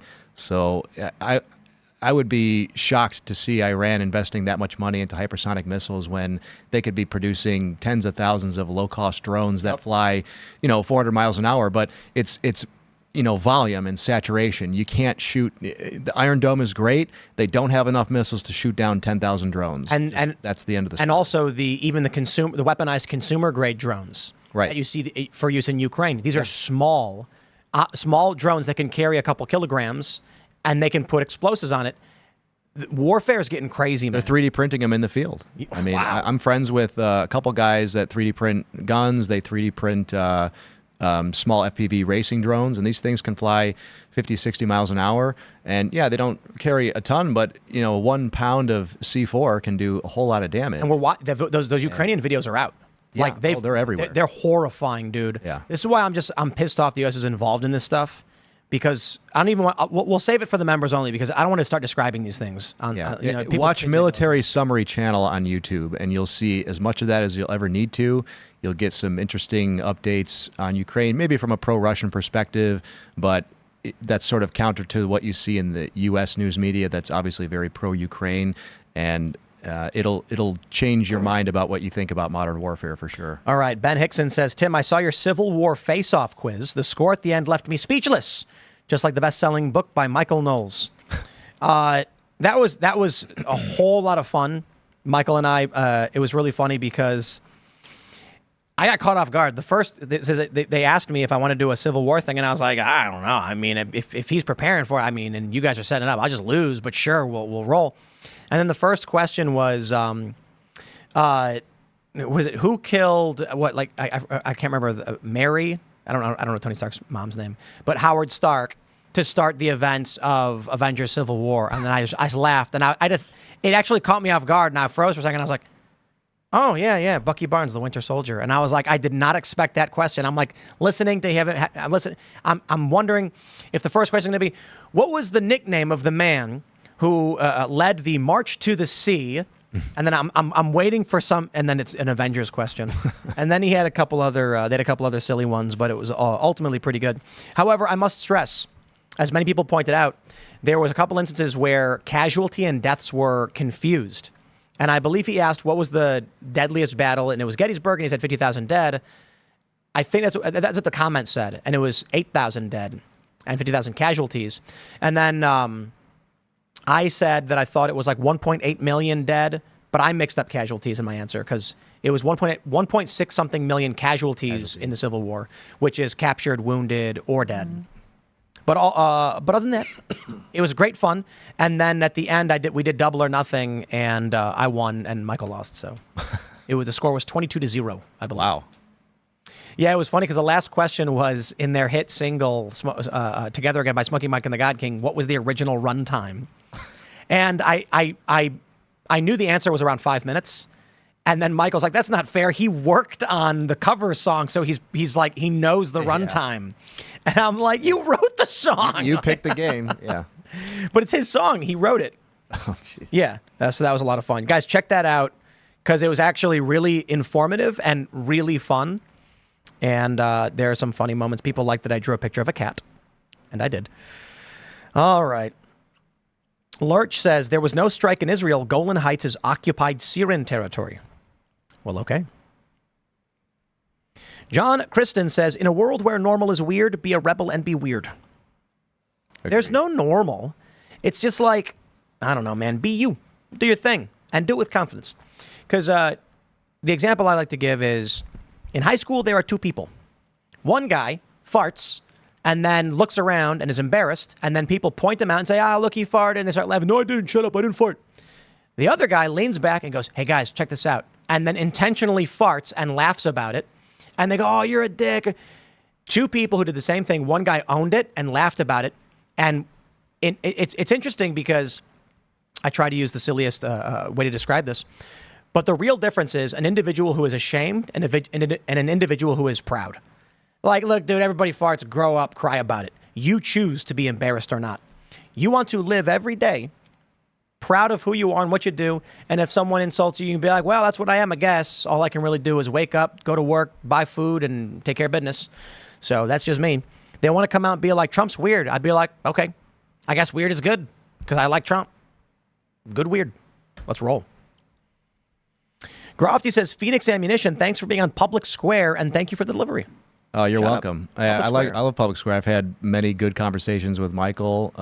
They've got a lot of stuff in the works. I'm pretty excited about trying to, ammunition's always a product that's tough to sell on the internet. And there's a lot of rules, a lot of regulations, but they're really working hard to make Public Square be the place for gun companies that Amazon never will be. So I'm really excited to see what he's going to. That's interesting because he actually called me when he was at the RNC convention, and him and I are going to get together. I'm not sure how much I'm actually able to say, but anyway, he has some great ideas. He wanted us to take a look at it, and I'm super excited to work with those guys. Good things in the works. We'll leave it at that. Cristiano says, Judge Joe Brown says Kamala ain't black. They're dropping savage clips from the interview over on the Art of Dialogue channel. Interesting. Yeah, Joe Brown's great. Watch his interview on the PBD podcast. It's great. I saw an interview. I think it was, it probably was NBC. They had sent a reporter to talk to black men, after she had been announced as the presumptive heir apparent to the Biden campaign, I guess. And, it was clear the interviewer was caught off guard because he asked him, he's like, so, now that Biden is out, will you support Kamala Harris? Like, expecting it to be yes. And all of them are like, no. It was 5 different guys. And they're like, no. And he's like, well, who are you going to support? And they're like, Donald Trump. I think there is sort of an expectation that everybody fall in line with this campaign. But I don't think she's as appealing as they clearly are hoping she will suddenly become. She hasn't ever been appealing. Yeah. I think we're going to be surprised. She wasn't in second place in 2020. I think we're going to be surprised at the split of the vote between black men in particular. I think you're right. I think it'll be a reckoning, to be sure, or at least a wake-up call. I think a lot of them are going to be telling their wives they voted for Kamala and they're going to have voted for Trump. And I've had many of those conversations in the last week. Oh. Let's grab some more. What have we here? Fat Haravsky, employee of Mars here.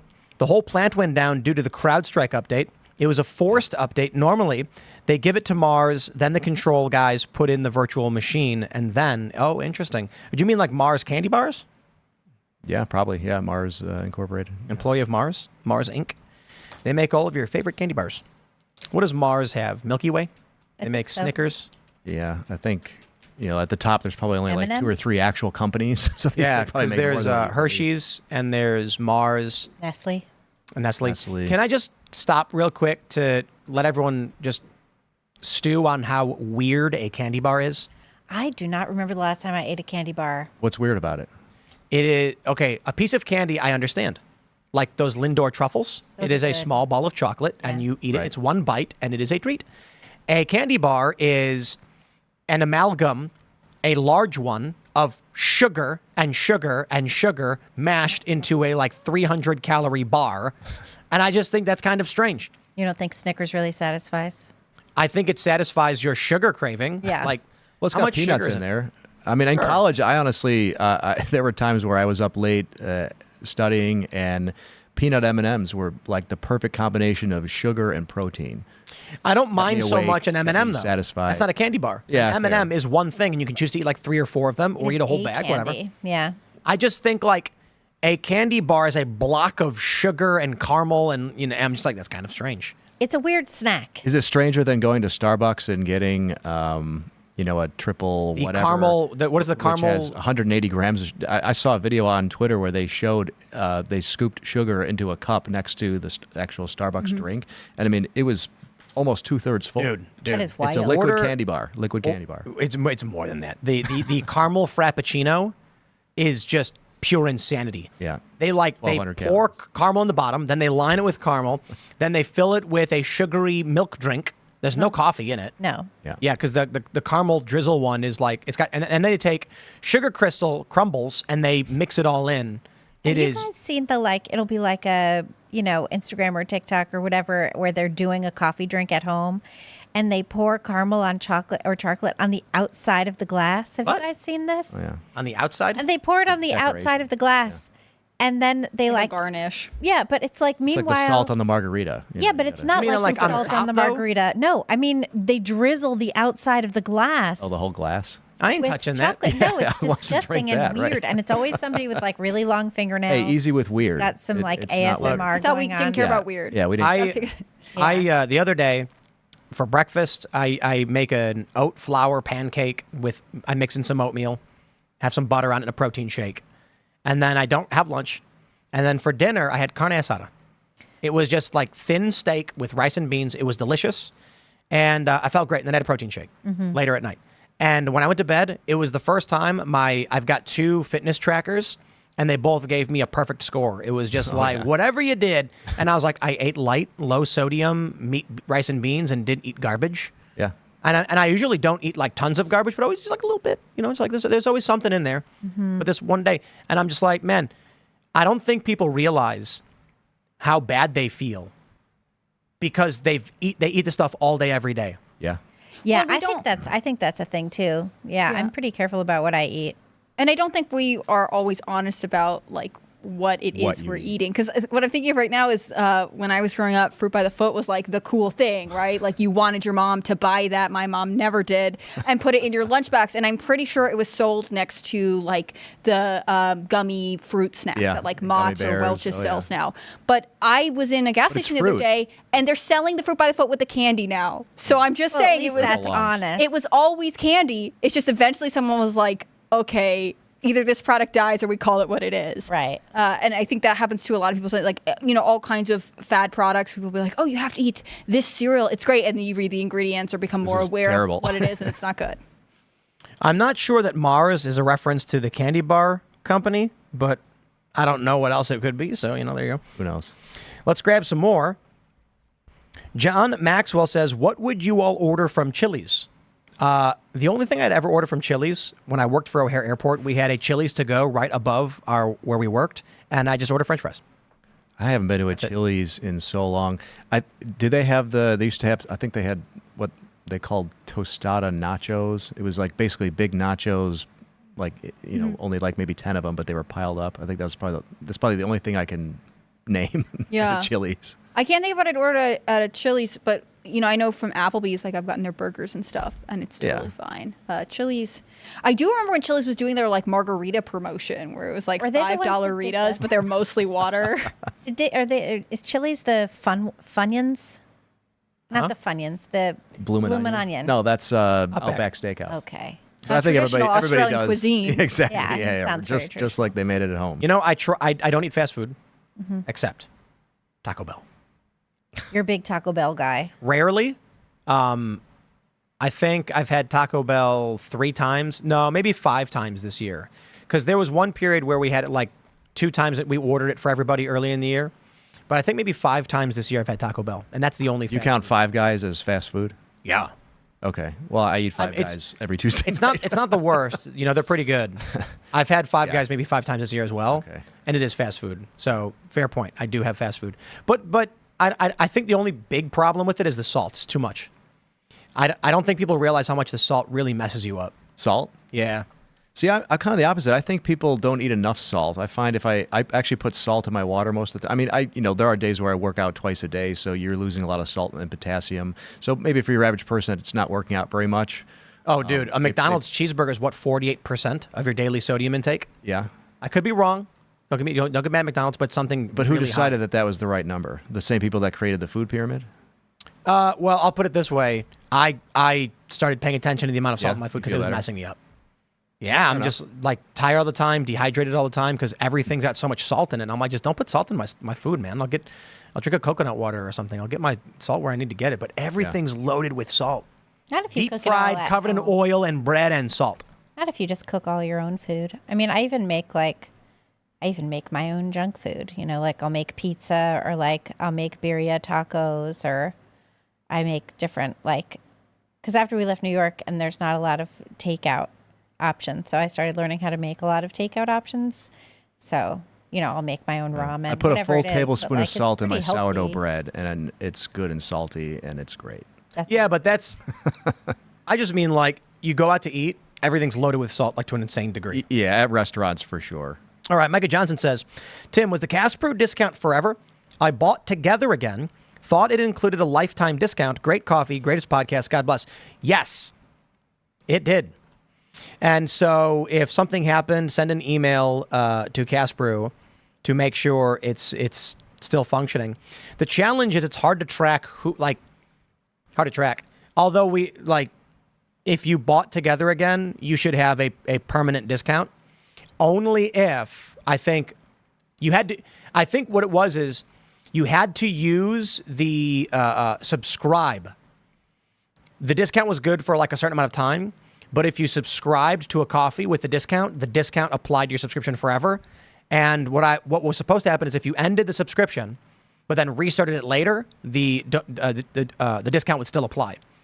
But if you bought product with the discount, then came back 3 months later, it wouldn't work. So it was like, yeah, you had to subscribe. There you go. All right. Allegan News says, Trump should have apologized for having dinner with white supremacist Kanye. When she brought that up, it should have been like, well, that was yay. They call He him should have said, yay. what are you guys talking about, And, Kanye? and so I'm sorry that he came. I thought he was a great guy, but apparently you don't like him, so I apologize. He called him yay. JH251 says, they said that Biden was running for president. He dropped that after the debate. Who's to say that Kamala won't do the same thing? Trump wants to make sure the debate is with the real Democrat candidate. No, I agree. Don't even know. I think it'd be so late. Let's say they can't get on the ballots. Yeah, they wouldn't be able to get on the ballots. I don't think. Well, it was like when people were saying, or Ron McDaniel was like, Trump shouldn't skip the primary debates. That's ridiculous. And he needs to do this. And actually, the reality was like, he didn't need to do that at all. He was polling way ahead. And, it only served to benefit them. I think it's similar with the debates right now. Like, acknowledging Kamala before she is officially, at least people cast ballots for Biden, right? No one's cast a ballot in favor of Harris being the presidential candidate for the Democrats. Agreeing to a debate right now, especially if they're going to, roll call nominate her next week, it only serves to make her seem like a legitimate challenger, which they're desperately trying to make her legitimate as fast as possible. Ossery says, actually, Kamala isn't even part Jamaican. Her mother is Indian, and her father stated he's Irish and Indian that came from Jamaica, not indigenous Jamaican. He just lived his life in a British colony. Is that true? I've heard that I had heard that before. Her family has ties to verify that. The slave trade in Jamaica. But I don't Irish know the background. Irish slave trade. Yeah. That true? Yeah. Wow. Or great something was an Irish slave trader. I want to say they were talking about that back when she was running in the primary back in 2020. That was one of the arguments. Now, I would tell you, I don't care about any of that, but woke people sure do. Sure. So let's see what they think when they find out that their champion, who they've always loved and supported, and who is their favorite person ever, and they all voted for. I'm kidding. Nobody voted for her. Nobody likes her. So I'm pretty sure nobody will care. They'll just be like, yeah, we don't like her either. And it's like, okay. Bill Huckstraw says, the weird branding amongst everyone could possibly be the one thing that could be used as a unifying method. I agree. Trump should come out and say, keep it weird. Keep it weird. Yeah. Keep it weird. I mean, if he just came out and he was like, we don't like the boring status quo, deep state, uniparty. No, we're weird. I just feel like you should be like, is weird the best you've got? That's your big claim to fame, that we're weird. Sorry. Yeah, I could care less. Weird is cool. I mean, well, that's why I was saying, when if the Democrats were like, hey, you're weird, I'd go, oh. How about that? Okay. I mean, some of the most fun stuff I've ever done is things people would consider weird. But my brother actually got into this thing called straightlining.